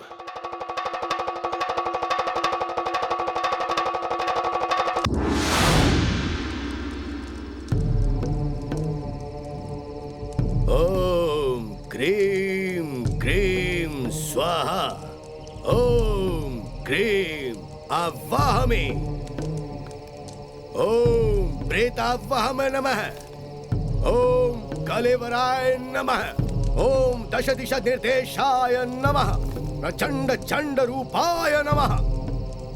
अनुग्रह करता हूँ माँ, अनुग्रह करता हूँ।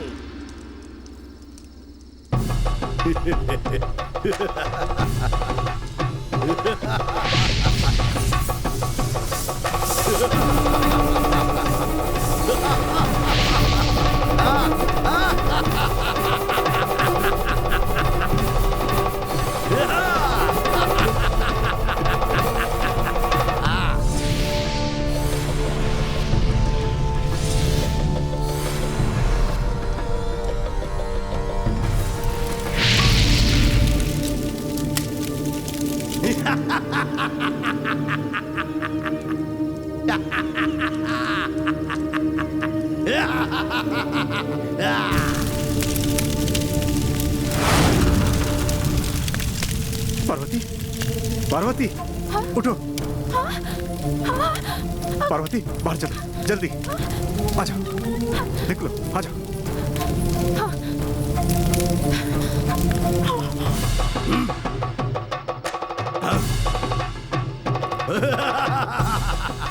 तो क्या इस तंत्र से बच पाओगे?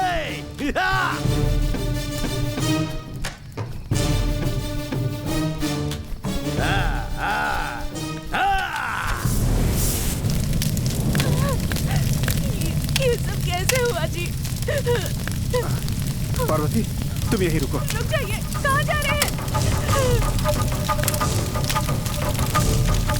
सुनिए जी, संभल कर बाहर आ जाइए।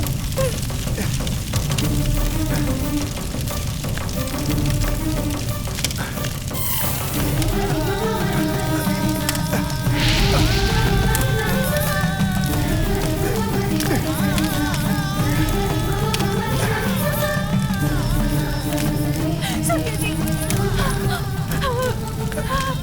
आप ठीक है? आप ठीक है? क्या हुआ? उठ जाइए। सुनिए, ये आपको क्या हो गया?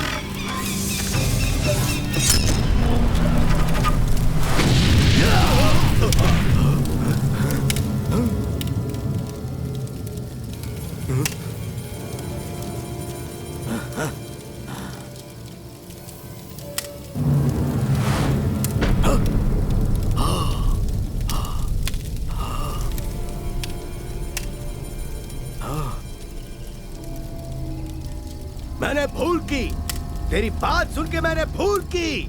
भद्रा जी, जैसा तुम लोग सोच रहे हो वो शूद्र शक्ति नहीं है, दिव्य शक्ति है। छोड़ दो उसे, उसके विरुद्ध सारा प्रयत्न छोड़ दो।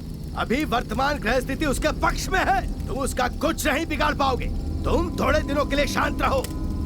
अन्यथा तुम्हारी मृत्यु भी हो सकती है। चले जाओ, जाओ।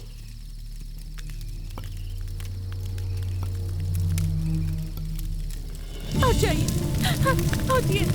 आप ठीक है? क्या हुआ? आप जवाब क्यों नहीं दे रहे? उठ जाइए, उठिए। क्या हो गया आपको?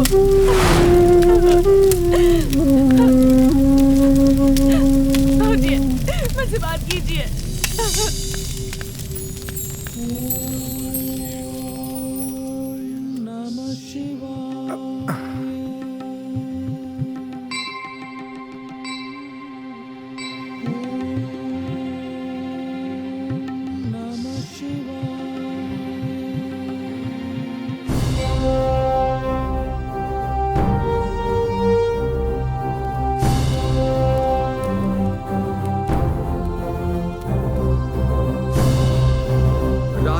शिवदत्त ने इतना बड़ा भवन कैसे तैयार कर लिया? आश्चर्य की बात है ना? आश्चर्य की बात नहीं, अद्भुत है। हमारे शिवदत्त के पुण्य कार्य करने से प्रसन्न होकर सदा शिव भगवान ने उसे घर दे दिया। शिवदत्त जैसी पुण्य आत्मा हमारे गांव में है, ये हमारे लिए गर्व का विषय है। हमने पार्वती को समझने में गलती की। पार्वती बहुत ही भाग्यशाली है। पहले अशुभ कुंडली वाली बताकर उसका अपमान किया था, अब जरा देखो तो। ये क्या है मालिक?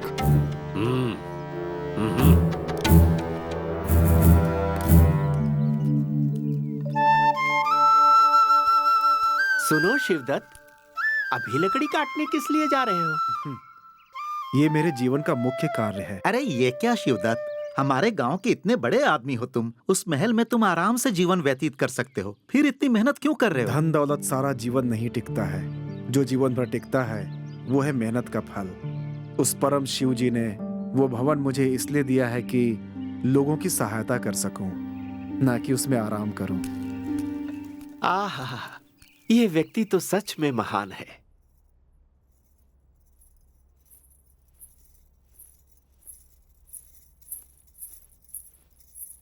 मंगला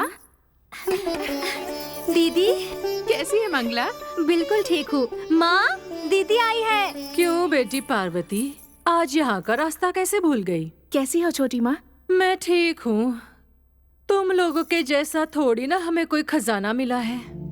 तब भी हम लोगों पर इतना प्यार कैसे आ गया तुम्हें बेटी? ये क्या छोटी माँ, आप मेरी पहले से ही आदरणीय है। ऐसी बड़ी बड़ी बातें ना करो तुम।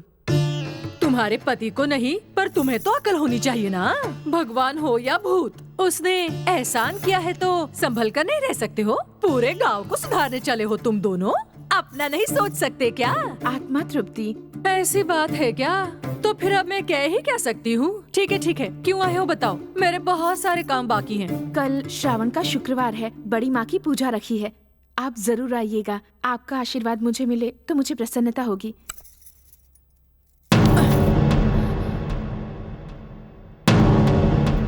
छोटी माँ, कुछ बुरा मत सोचना बेटी, बांझ औरत के हाथ से मैं टीका नहीं लगवाती।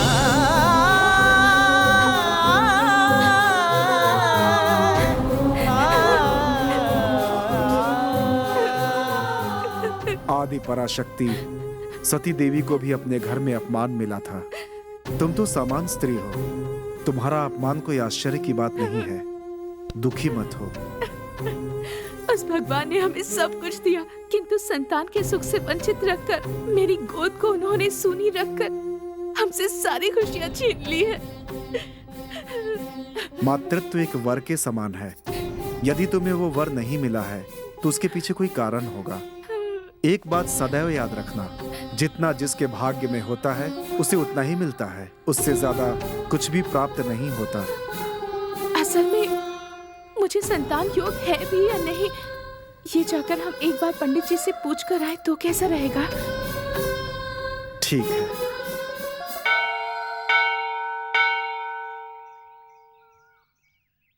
ये अत्यंत दुख भरी बात है, परंतु बताना तो होगा ही। इस कुंडली के आधार पर तुम्हें संतान का योग नहीं है पुत्र। ऐसा मत कहिए पंडित जी, कृपा करके आप एक बार फिर से देखिए ना। मैं कितनी भी बार देख लूं, परंतु जो नहीं है वो दिख तो नहीं सकता। यानी कि मुझे अपना सारा जीवन एक बांझ के रूप में व्यतीत करना होगा क्या? देखो पुत्री, जीवन में कुछ न कुछ तो अधूरा रह ही जाता है। भगवान हर किसी को सब कुछ तो प्रदान नहीं करते। वो जो कुछ भी देते हैं उसे खुशी से स्वीकार करना अपना धर्म है।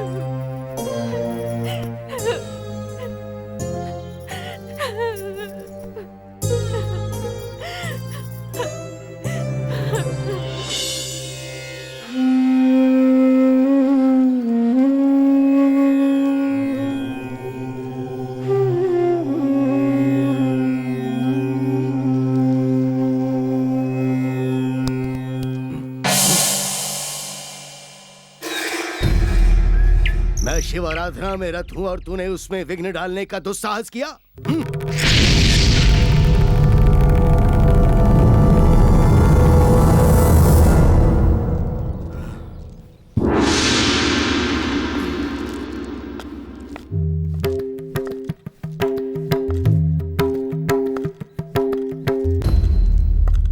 भवति भिक्षाम देहि।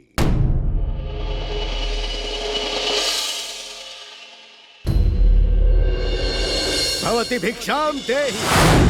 भिक्षाम देहि। अभी आई स्वामी जी।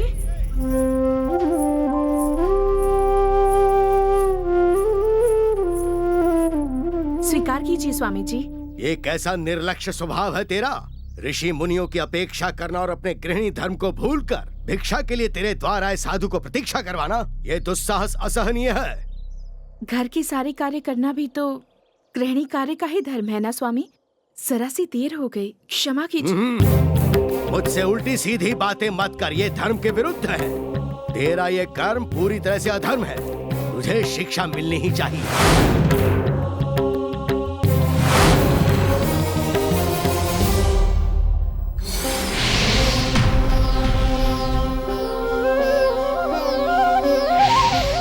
अहंकार के कारण मैं तुम पर भड़का देवी। मैं क्षमा चाहता हूँ। तुम कोई सामान्य स्त्री नहीं हो। तुमने मेरा अहंकार दूर कर दिया। आपने अपनी शक्ति से मेरे ज्ञान चक्षु खोल दिए। आपको प्रणाम है देवी। अरे अरे, आप जैसे बड़े लोगों को आशीर्वाद देना चाहिए, ना कि क्षमा मांगनी चाहिए। भिक्षा स्वीकार कीजिए स्वामी जी।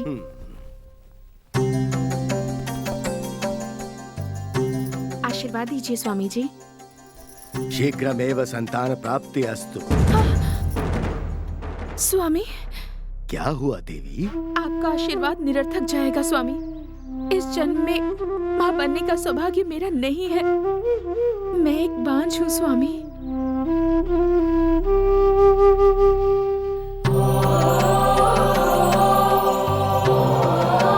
ऐसा कुछ नहीं होगा देवी।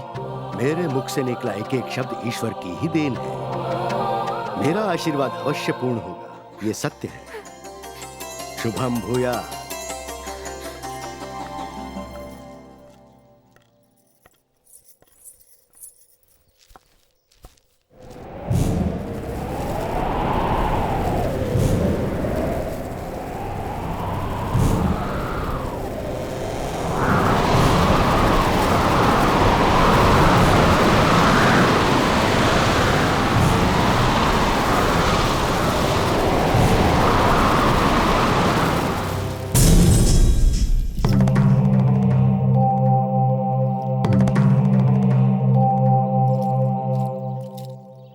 भगवान शंकर के योगेंद्र को प्रणाम करता हूँ।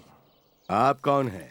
विधाता जो कुछ भी लिखता है उसका पूर्ण निर्वहन करके मानव जीवन को सामान्य गति प्रदान करने वाला काल पुरुष हूँ मैं। तो आप काल पुरुष हैं? ऐसा क्या हो गया जो आपको मुझसे मिलने आना पड़ा? आज आपके कारण मेरे कर्तव्य निर्वहन को समाप्त करने वाला संकट उत्पन्न हुआ है। मेरे कारण?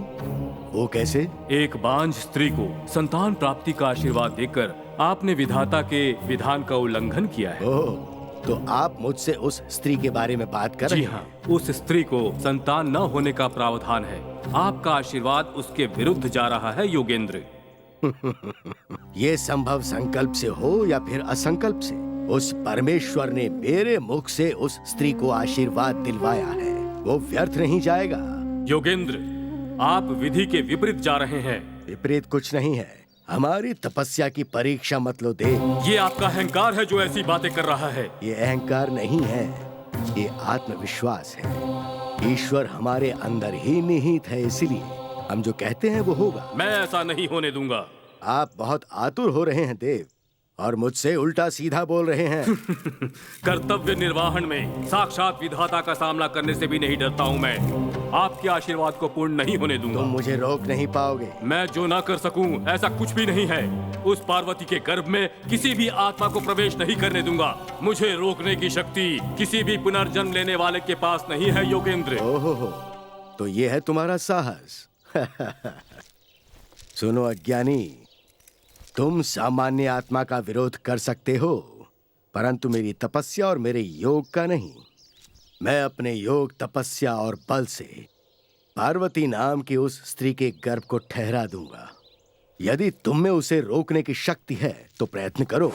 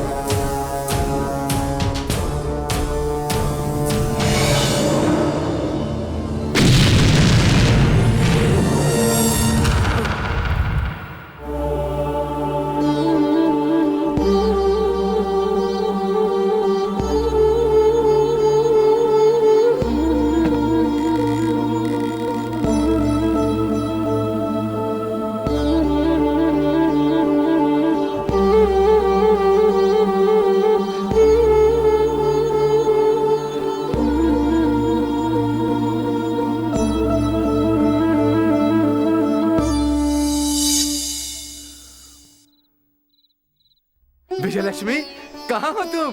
विजयलक्ष्मी! अरे अरे अरे, क्यों इतना चिल्ला रहे हो? आराम से नहीं बुला सकते? खुशी की बात है, खुशी की बात। ऐसी क्या खुशी की बात है? अपनी पार्वती माँ बनने वाली है। हाँ? ये फिजूल की बात बताने के लिए चिल्लाने की क्या जरूरत थी?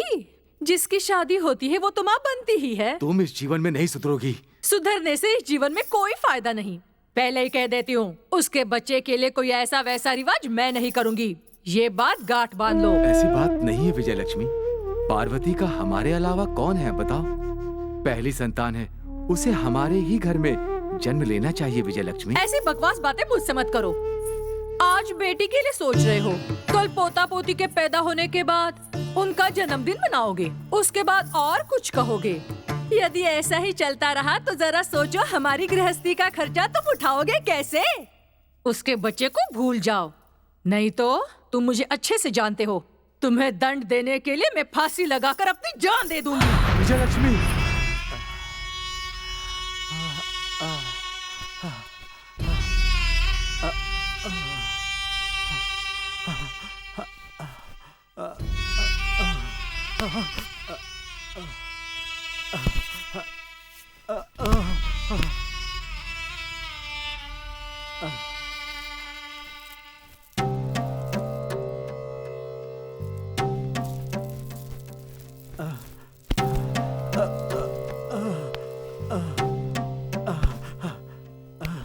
महानुभाव, आप कौन हैं? आपकी ये हालत कैसे हो गई? भूख से मर रहा हूँ। आ जाइए, आइए। पार्वती, हाँ, पार्वती, आ रही हूँ स्वामी। आइए। ये हमारे अतिथि हैं, शीघ्र भोजन तैयार करो। हाँ, ठीक है। बेटी, आप मुझे अतिथि मान रही हो, परंतु उसे स्वीकार करना मेरे भाग्य में नहीं है बेटी। ऐसा क्यों कह रहे हैं? आहार स्वीकार नहीं कर सकता हूँ, श्राप ग्रसित हूँ। श्राप ग्रसित हैं? मेरे अहंकार ने मुझे श्राप ग्रसित कर दिया पुत्र। मैं जब भी भोजन करने जाता हूँ वो मिट्टी में बदल जाता है पुत्र। आपके कथन पर मुझे आश्चर्य हो रहा है। आप इतने कठोर श्राप से कैसे ग्रसित हुए? बताइए, आपकी भूल क्या थी? मेरा नाम मतंग है पुत्र। अपने अहंकार में स्वयं को भूलकर, अपने परिवार को भूलकर मैं इधर उधर घूमते हुए सबको सताया करता था। और एक दिन ओम नमः शिवाय। हाँ?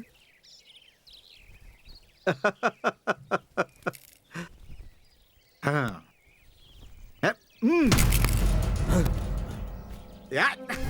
ए तुच्छ प्राणी, तेरा इतना निकृष्ट दुस्साहस, पेट में जाने वाले फल को मिट्टी में गिरा दिया। फल मिट्टी में ही गिरा है ना?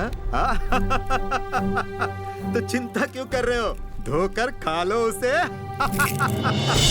दुष्ट प्राणी, नीच हरकत के बाद तू उपहास कर रहा है।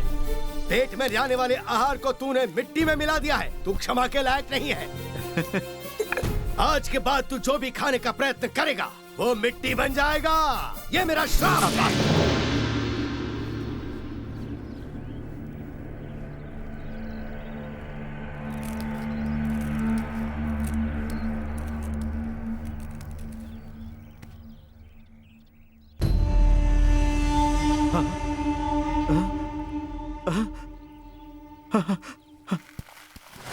आज तक मैं अपने अहंकार के कारण प्रायश्चित कर रहा हूं। उस दिन से लेकर आज तक मैं जो भी खाने की चीज छूता हूं वो मिट्टी में परिवर्तित हो जाता है पुत्र, मिट्टी में। जिन्होंने आपको श्राप दिया, श्राप मुक्त होने का मार्ग भी तो बताया होगा। अब कुछ नहीं हो सकता है। अब तो जीवन भर मुझे ये झेलना है। सृष्टि में ऐसा कोई असाध्य नहीं है जो उस परमेश्वर की कृपा से साध्य में ना परिवर्तित हो जाए। श्राप का विमोचन यह है कि महापति व्रत गौरव और मर्यादा से जुड़ा है पुत्र। आप मुझे विस्तार से बता सकते हैं? मुनि के श्राप देते ही मेरा अहंकार मिट गया। मैंने रोते हुए उनसे क्षमा याचना की और उनसे कहा कि मुझे इससे मुक्त करें। तो उन्होंने मुझ पर दया करके कहा कि यदि एक महासती तुझे अपना दूध पिलाएगी तभी तू इस श्राप से मुक्त होगा।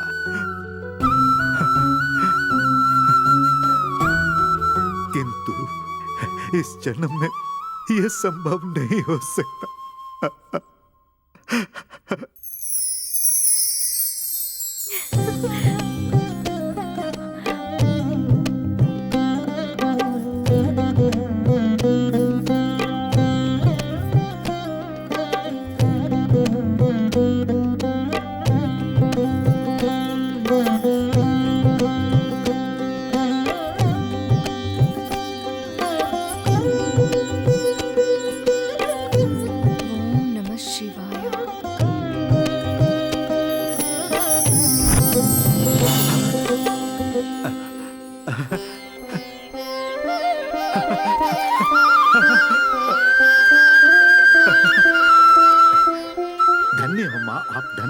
आपकी जैसी माँ को पाकर मैं धन्य हो गया। मेरा जीवन सार्थक हो गया। आपने मुझे पुनर्जन्म दिया है माँ। इस पुत्र की वंदना को आप स्वीकार कीजिए, कृपया स्वीकार कीजिए। ओम नमः शिवाय। महादेव को मेरा प्रणाम।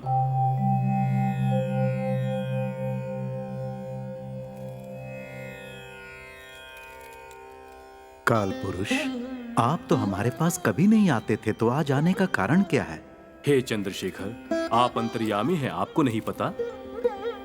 आप ही के दैवीय प्रभाव से शंकर भगवान के माथे का तिलक स्वरूप धारण कर उसने उस बांझ के घर में जन्म लिया। जो लिखा है उसको बदलना विधाता के भी हाथ में नहीं है काल पुरुष। जब आप आ ही गए हो तो एक देव रहस्य की बात सुनिए।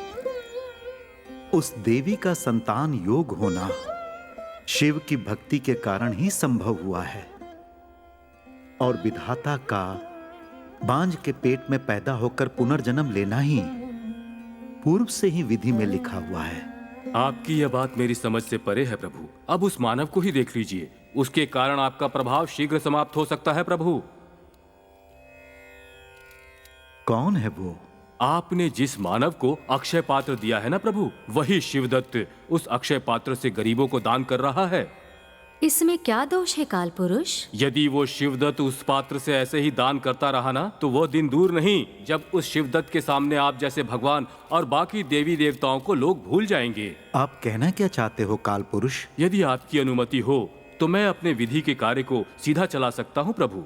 ऐसा हुआ तो मानव जीवा पुनः जैसा चलना चाहिए वैसे ही चलेगा। अवश्य।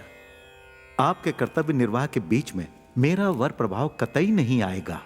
आपको जो उचित लगे वो कीजिए। महाप्रसाद।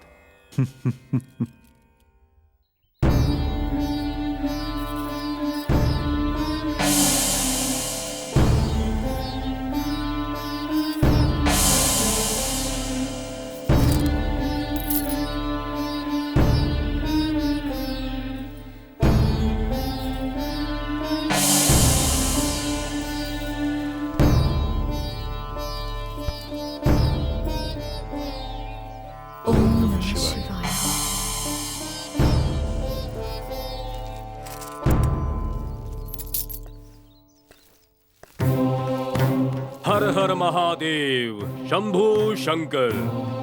कश्मीर प्रदेश से तुम्हारे पास मदद मांगने आया हूँ। मैं आपकी किस प्रकार से सहायता कर सकता हूँ स्वामी? बिना मुंह देखे हम सहायता स्वीकार नहीं करते।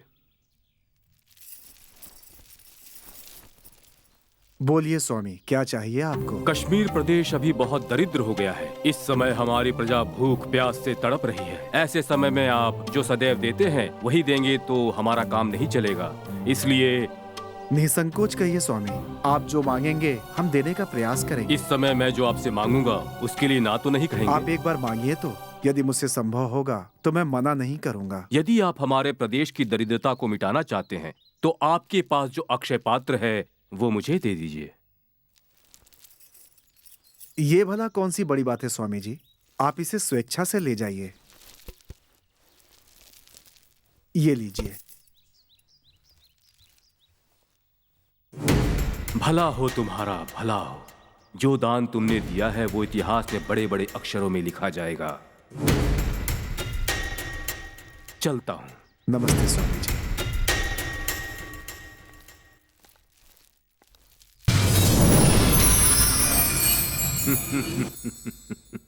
सुनिए जी। क्या हुआ पार्वती? अक्षय पात्र तो आपने दान में दे दिया है, अब गरीबों और साधुओं को कैसे संभाल पाएंगे? परम शिव सर्वोपरि है पार्वती। अब तक हमारे पास जो था वो सब हमने बांट दिए। अब जो बाकी है उसे हम आगे बांटेंगे। परंतु स्वामी, कल से जो भी हमारे पास उम्मीद रखकर आएंगे वो निराश हो जाएंगे, इस बात का मुझे डर है स्वामी। बिना शिव की आज्ञा के कुछ भी नहीं होता। वो अक्षय पात्र उनकी अमानत थी, वो उन्होंने ले लिया। हमें सिर्फ उनके आगे सर झुकाना चाहिए। उनकी आज्ञा का हम उल्लंघन करें ये मूर्खता होगी।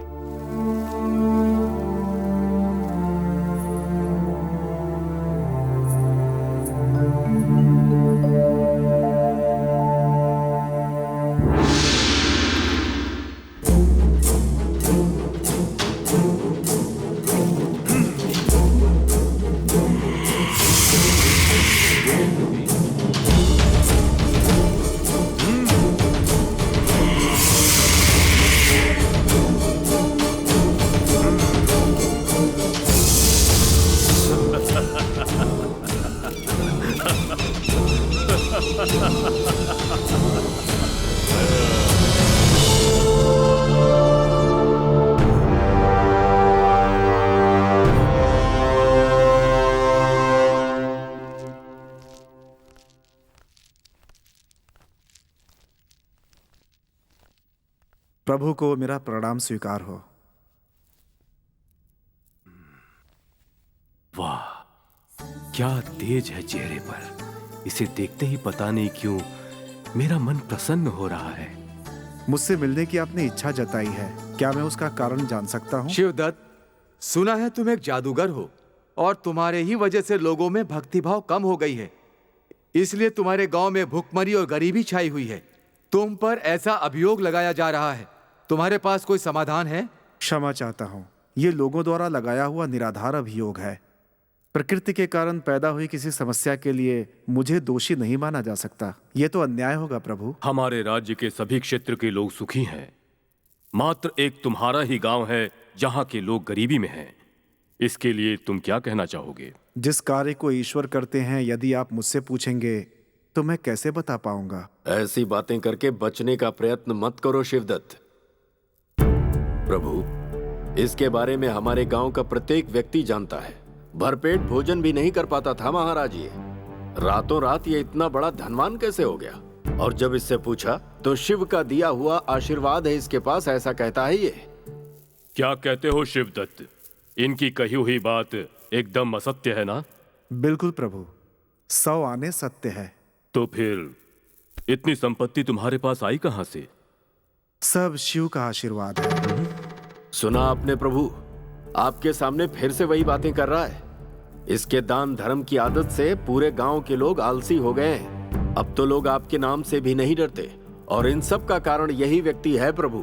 अब आप ही बताएं इसका क्या किया जाए। शिवदत्त, भद्रा की कही हुई बात मुझे सत्य प्रतीत होती है।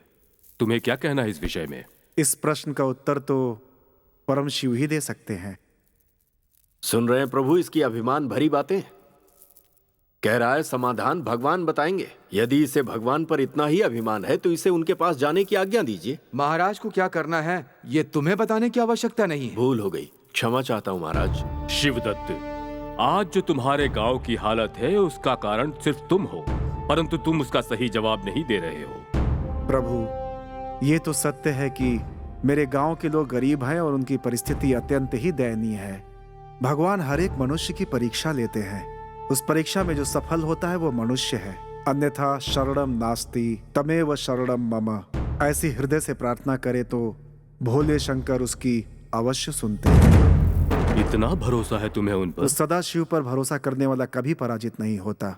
यदि हृदय से प्रार्थना करें तो उनका आशीर्वाद मिलता है। यदि तुम्हारी प्रार्थना में इतनी ही शक्ति है तो ग्रामवासियों को धनवान क्यों नहीं बना देते? अहो भाग्य।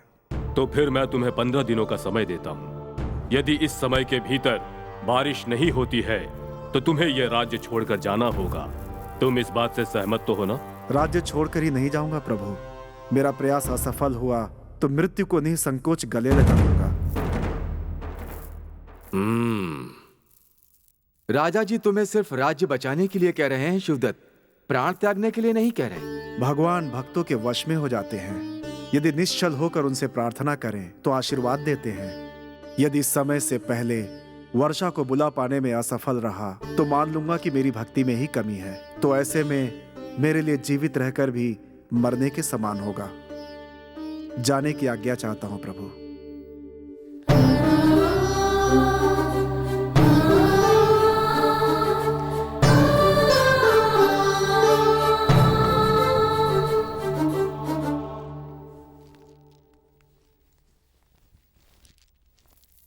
पिताजी। शंकर, भोजन किया? नहीं कह रहा है। आपके पुत्र को भी आपकी ही आदत लग गई है। अतिथि को भोजन करवाए बिना खुद भी खाना नहीं खाएगा, ऐसा कह रहा है। क्यों शंकर, ये सत्य है? हाँ पिताजी, आपके बाद नियम का भंग ना हो ये देखने की बारी मेरी है ना, इसलिए अभी से ही आरंभ कर रहा हूँ। आहा, आज से तुम मेरे सच्चे पुत्र हुए। ये बताइए, राजा जी ने आपको क्यों बुलाया था? वो सब मैं तुम्हें बाद में बताऊंगा। आज से मैं 15 दिनों के लिए मंदिर में रहूंगा। पूजा छोड़कर मैं नहीं आऊंगा। दीक्षा पूजा?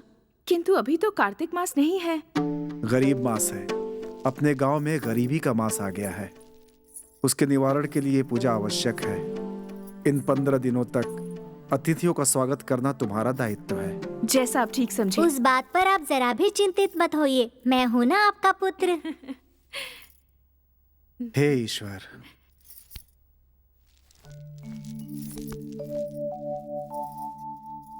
चलो पुत्र।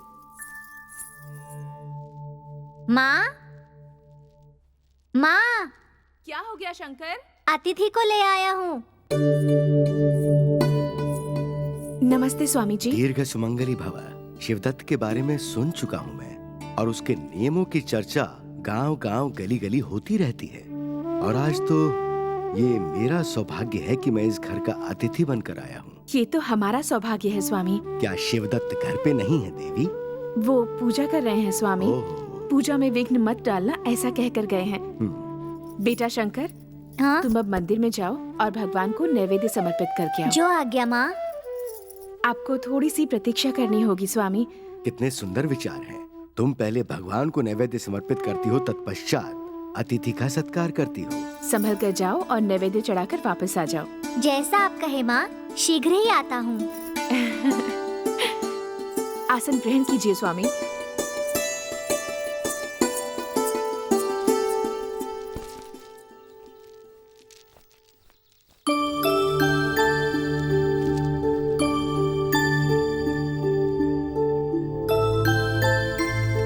स्वामी, माँ ने नैवेद्य खिलाकर आने को कहा है। स्वीकारिए ना स्वामी। आप ले क्यों नहीं रहे हैं? सुना नहीं आपने? नैवेद्य स्वीकार कीजिए। अतिथि प्रतीक्षा कर रहे हैं। आपने जल्दी से स्वीकार किया तो मैं जल्दी जा सकूंगा। लीजिए ना स्वामी।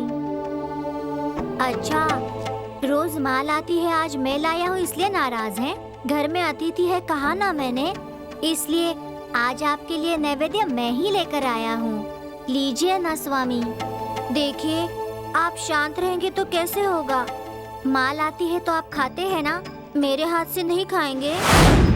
देखिए, अभी कह रहा हूँ, खाएंगे या नहीं? अगर नहीं खाया तो मैं अपना सर फोड़ लूंगा। आगे आपकी इच्छा। मैं आपसे ज्यादा जिद्दी हूँ। आपने नहीं खाया तो मैं नहीं लौटूंगा। ओहो, आप नहीं खाएंगे? नहीं खाएंगे आप? नहीं खाएंगे ना आप?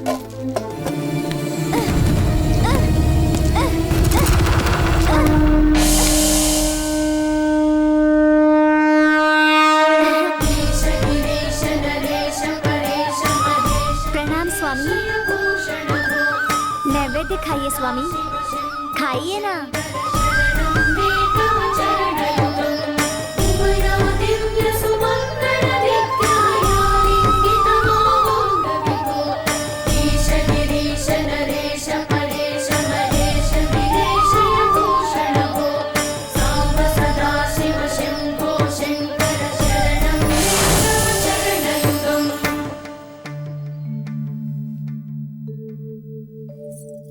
जल्दी आओ शंकर बेटा। तुम्हें इतनी देर क्यों हो गई? माँ, मैं परमेश्वर को नैवेद्य खिलाकर आया हूँ। शंकर, इसमें नैवेद्य कहाँ है? भगवान ने खाया माँ। भगवान कैसे खा सकते हैं? हाँ माँ, भगवान ने ही खाया है। तुमसे कहीं गिर गया और तुम मुझसे झूठ तो नहीं कह रहे हो? मैंने तुमसे कभी झूठ कहा है क्या? तुमने ही भगवान को नैवेद्य खिलाकर आने को कहा, उनके सामने रखकर खाओ कहा, तो बहुत देर तक वो आए ही नहीं। मुझे बहुत क्रोध आया। मैंने कहा, खाइए नहीं तो मैं अपना सर फोड़ लूंगा। सर फोड़ ही रहा था तो शिवजी प्रकट हुए और उन्होंने नैवेद्य खा लिया। सच कह रहे हो? सच माँ, मैं सच कह रहा हूँ। बेटी तनिक ये पात्र मुझे सौंप देना।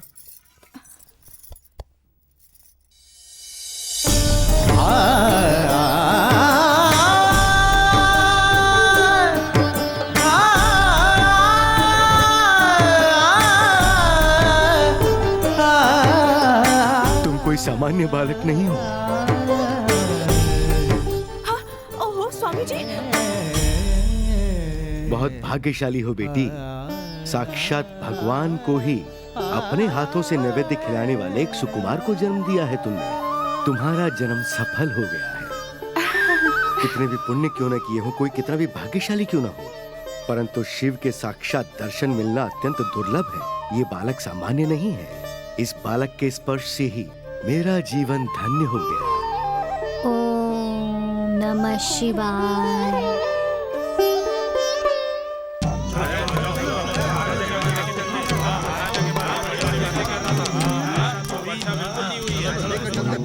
शिवाय। ओम नमः शिवाय। शिवदत्त। ओम नमः शिवाय। ए शिवदत्त। ओम नमः शिवाय। ओम नमः शिवाय। ए शिवदत्त, चलो बाहर आओ। भद्रा जी, आप आइए ना, अंदर आ जाइए। अंदर आने की हमें आवश्यकता नहीं है। अपने पति को बाहर बुलाओ। वो पूजा में व्यस्त हैं, भंग ना करने के लिए कहा है मुझसे। उससे कह दो ये ढोंग बहुत हो चुका। इसी समय उसे बाहर बुलाओ। आप इस तरह से बात क्यों कर रहे हैं? मेरी तो कुछ समझ नहीं आ रहा। मुझे बताइए कि बात क्या है। जानती हो तुम्हारे पति ने क्या प्रतिज्ञा की है? यदि गांव में 15 दिन में वर्षा नहीं हुई तो ये महाराज से कहकर आया है कि अपने प्राण त्याग देगा। प्राण त्याग देंगे? हाँ, बिल्कुल सही सुना तुमने। और वो 15 दिन पूरे हो चुके हैं। एक बूंद भी वर्षा नहीं हुई। वो अपनी प्रतिज्ञा को पूरा करेगा या नहीं, यही पूछने आया हूं मैं। ए शिवदत्त, बाहर आओ, बाहर आओ।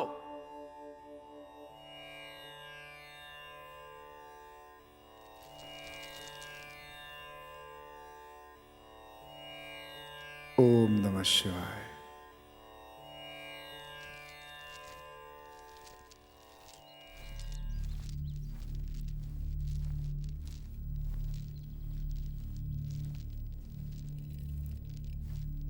क्या हुआ?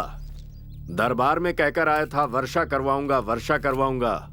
वर्षा हुई क्या? उस परमेश्वर को अभी तक मुझ पर दया नहीं आई, इसीलिए परीक्षा ले रहे हैं।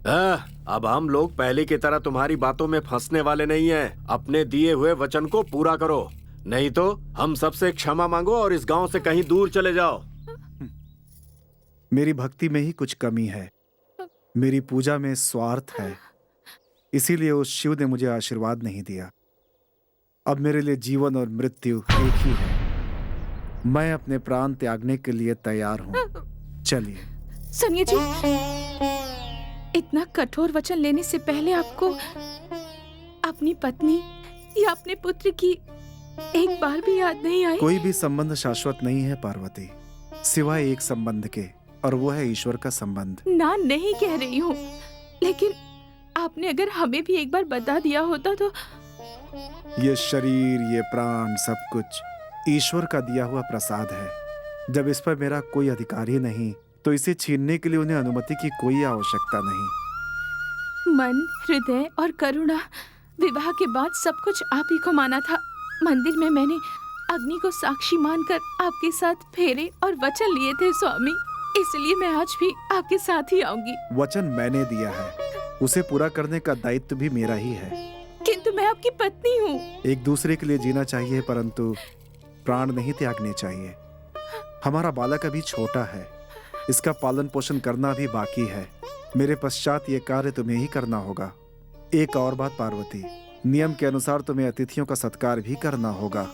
भद्रा जी, चलिए चलते हैं।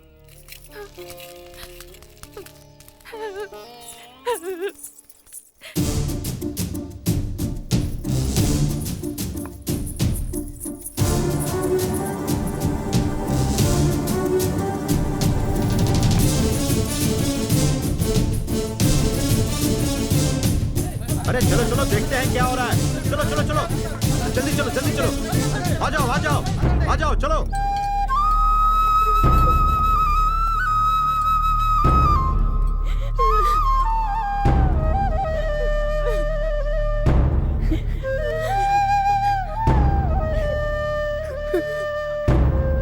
शिवदत्त, तुम्हारी जान लेना राजा जी का उद्देश्य नहीं है। अब भी समय है, अपनी भूल को मानकर क्षमा मांग लो। महाराज प्राण की भिक्षा तुम्हें दे देंगे। किसे क्या लेना है, क्या देना है, उसका निर्णय शिव करते हैं। मुझे अपने प्राणों की परवाह नहीं, मेरी भक्ति में ही कुछ कमी है, इसीलिए शिव ने मेरी पूजा स्वीकार नहीं की। ऐसे भक्तिहीन होकर जीवित रहने से अच्छा अपने प्राण त्याग देना ही है। एक बार फिर से सोच लो तुम शिवदत्त। आवश्यक नहीं है, शिव की अग्नि में जाने की आज्ञा दें।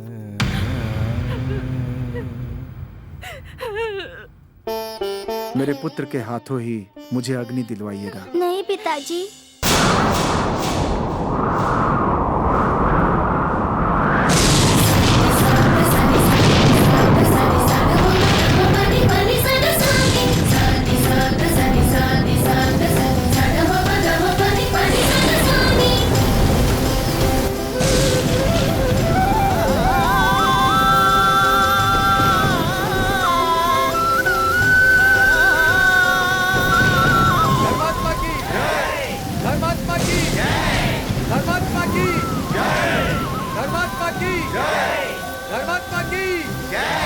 धर्मात्मा की जय।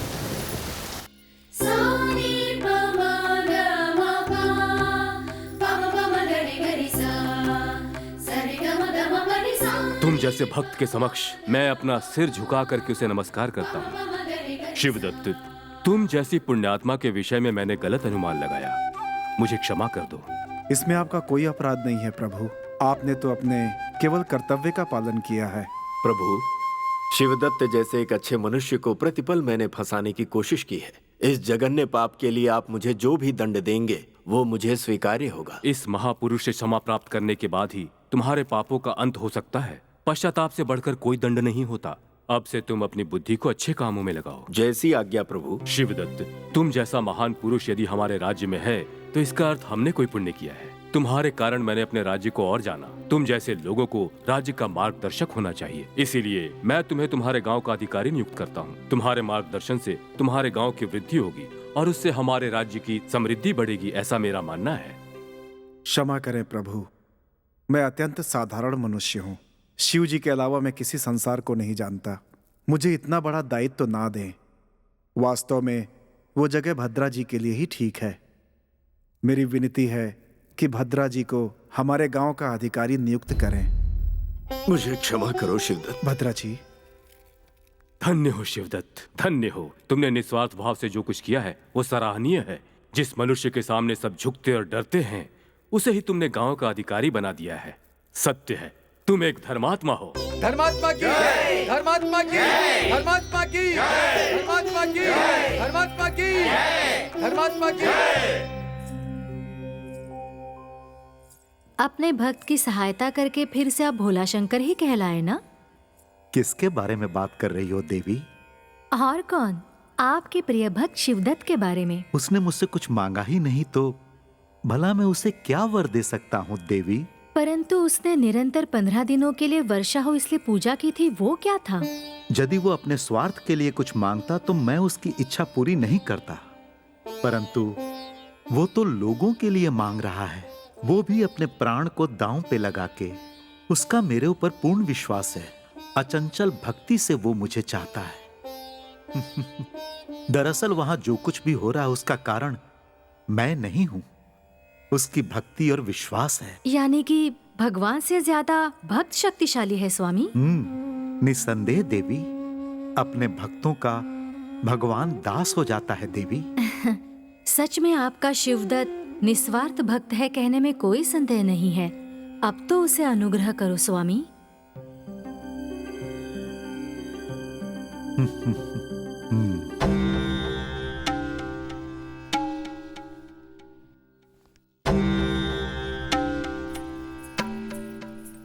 सुनिए, हाँ?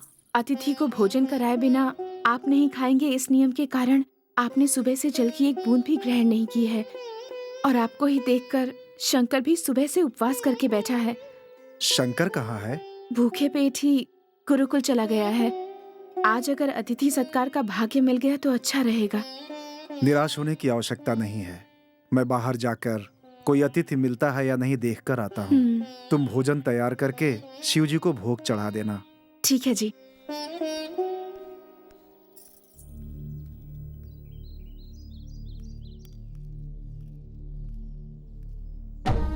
शाम होने को आया है, परंतु अब तक मुझे भूख मिटाने का कोई मार्ग नहीं मिला। हाँ, सूर्यास्त होने से पहले यदि भोजन नहीं मिला तो मेरी जान चली जाएगी। नमस्कार स्वामी। मेरा नाम शिवदत्त है। तुम शिवदत्त हो या कोई भी, मुझे उससे क्या। शिव के दास हो तो भी मुझे क्या। असल में भूख मिटाने का मार्ग नहीं मिल रहा है, मैं उसी के बारे में सोच रहा हूँ, और तुम हो कि मेरे रास्ते में रोड अटका रहे हो। आप देखने में योगी जैसे प्रतीत हो रहे हैं। यदि आप मेरा आतिथ्य स्वीकार करेंगे तो मैं धन्य होऊंगा। क्या कहा तुमने? क्या तुम मुझे भोजन करवा सकते हो?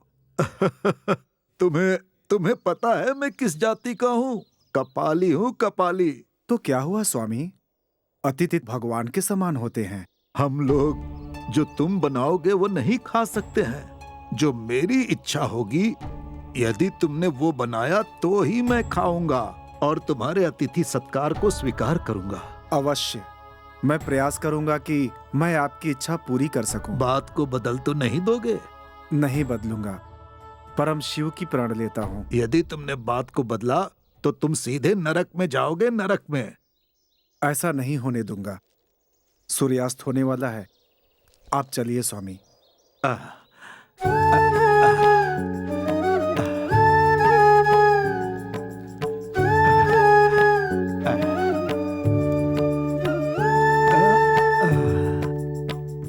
चलिए स्वामी।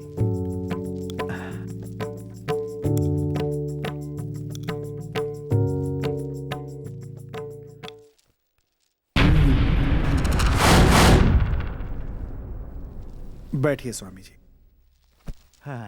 पार्वती, हाँ जी, आती हूँ। अतिथि आए हैं। नमस्कार स्वामी। ठीक है, नमस्कार का मैं क्या करूंगा? भूख से मेरा पेट जल रहा है। पहले इसे शांत करने का मार्ग देखो। सारा भोजन तैयार है स्वामी, आप आसन ग्रहण कीजिए, मैं भी लेकर आती हूँ। पार्वती, जो तैयार है वो भोजन ये नहीं करते। इनके लिए इनके अनुसार भोजन तैयार करना होगा। इनके अनुसार ही भोजन तैयार कर दूंगी। आपको क्या खाना पसंद है मुझे बताइए स्वामी।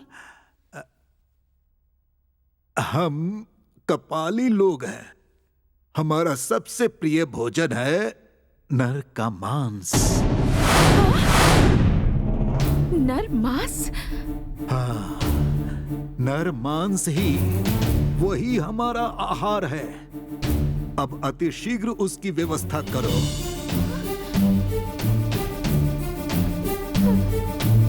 क्या हुआ? एक दूसरे का मुंह क्यों देख रहे हो? क्यों? तुम लोग नर का मांस नहीं बना सकते हो? नहीं बना सकते तो बता दो, मैं अपने मार्ग चला जाऊंगा। परंतु यदि तुमने ऐसा नहीं किया तो तुम्हारा नरक में जाना तय है।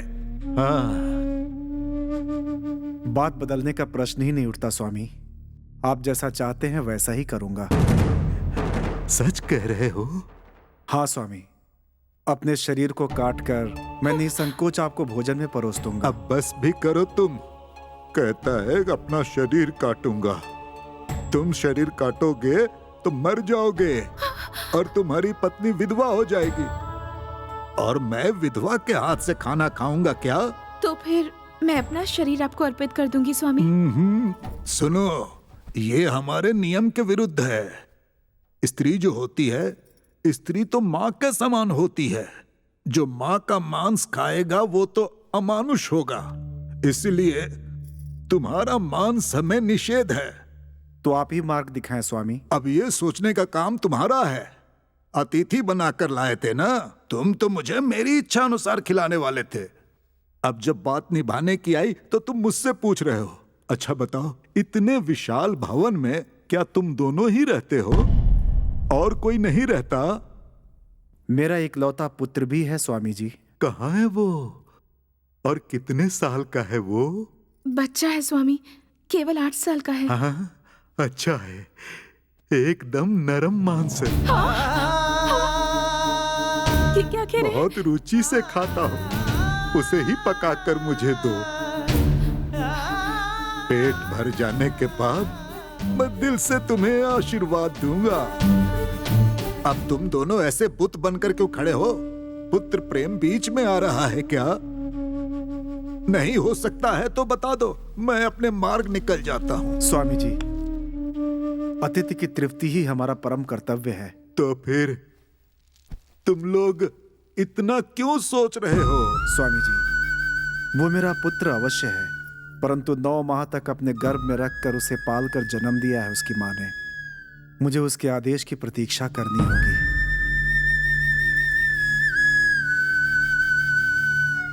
मैं क्या कहूँ स्वामी, बड़ी दुआओं के बाद ईश्वर ने हमारी गोद में शंकर को डाला। उसके साथ खुशी के 4 पल बिताए नहीं थे, ईश्वर उसे हमसे छीन रहा है। पार्वती। हाँ स्वामी, माँ बेटे के रिश्ते से बढ़कर इंसान का रिश्ता ईश्वर के साथ होता है स्वामी। और मेरे बेटे पर मुझसे भी ज्यादा उस ईश्वर का अधिकार है, और उस ईश्वर की यही इच्छा है, तो मैं क्या कर सकती हूँ? उसकी बलि देने के लिए मैं तैयार हूँ स्वामी। तुम सहधर्मचारिणी कहलाओगी पार्वती। मुझे संदेह था कि तुम इसके लिए मेरा विरोध करोगी, लेकिन अपनी कोख से पैदा किए हुए पुत्र को अतिथि का मान रखने के लिए वध तक करने के लिए तैयार हो। मैं अत्यंत भाग्यशाली हूं। स्वामी जी, हमारा पुत्र गुरुकुल गया हुआ है। उसके आते ही आपके लिए भोजन तैयार करवा दूंगा। हाँ, ऐसा करोगे तो मैं प्रसन्न हो जाऊंगा। परंतु जो कुछ भी हो, सूर्यास्त होने से पहले हमारी भूख मिटा दो। यदि ऐसा नहीं हुआ तो फिर 1 सप्ताह तक मैं भोजन नहीं कर पाऊंगा।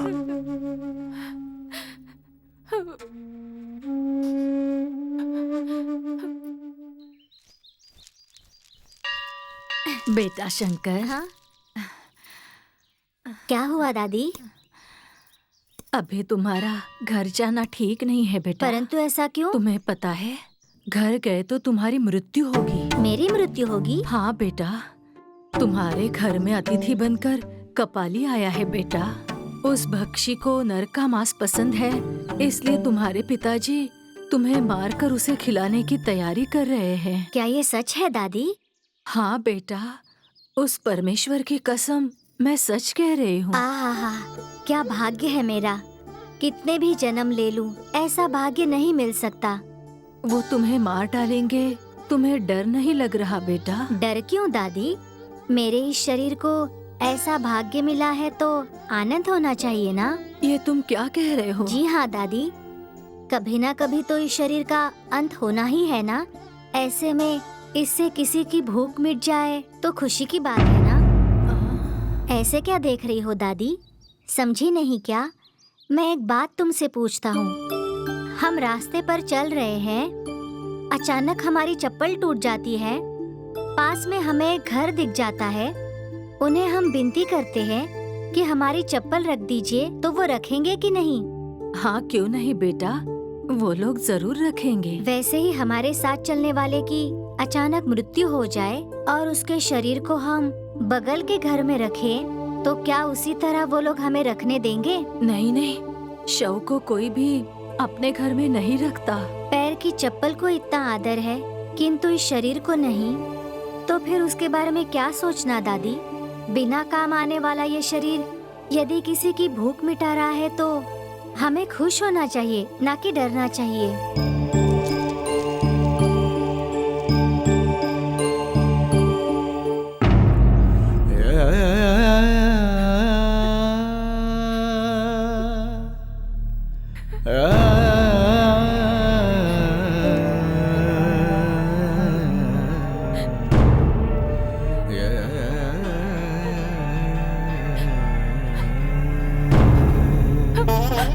पुत्र, माँ, शंकर, शंकर, मेरे बच्चे।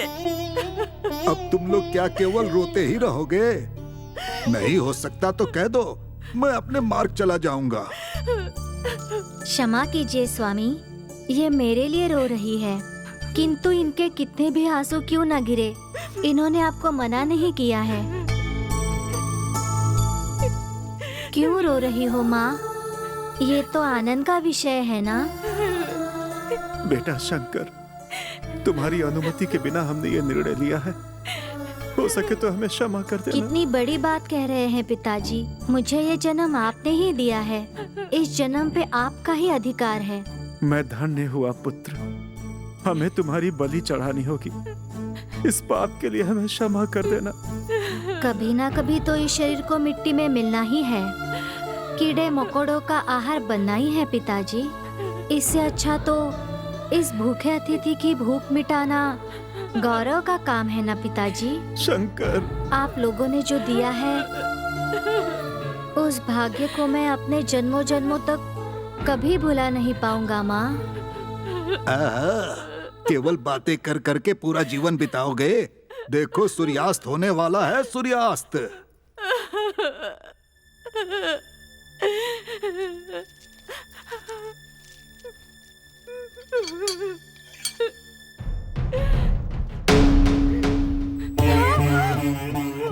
लीजिए पिताजी,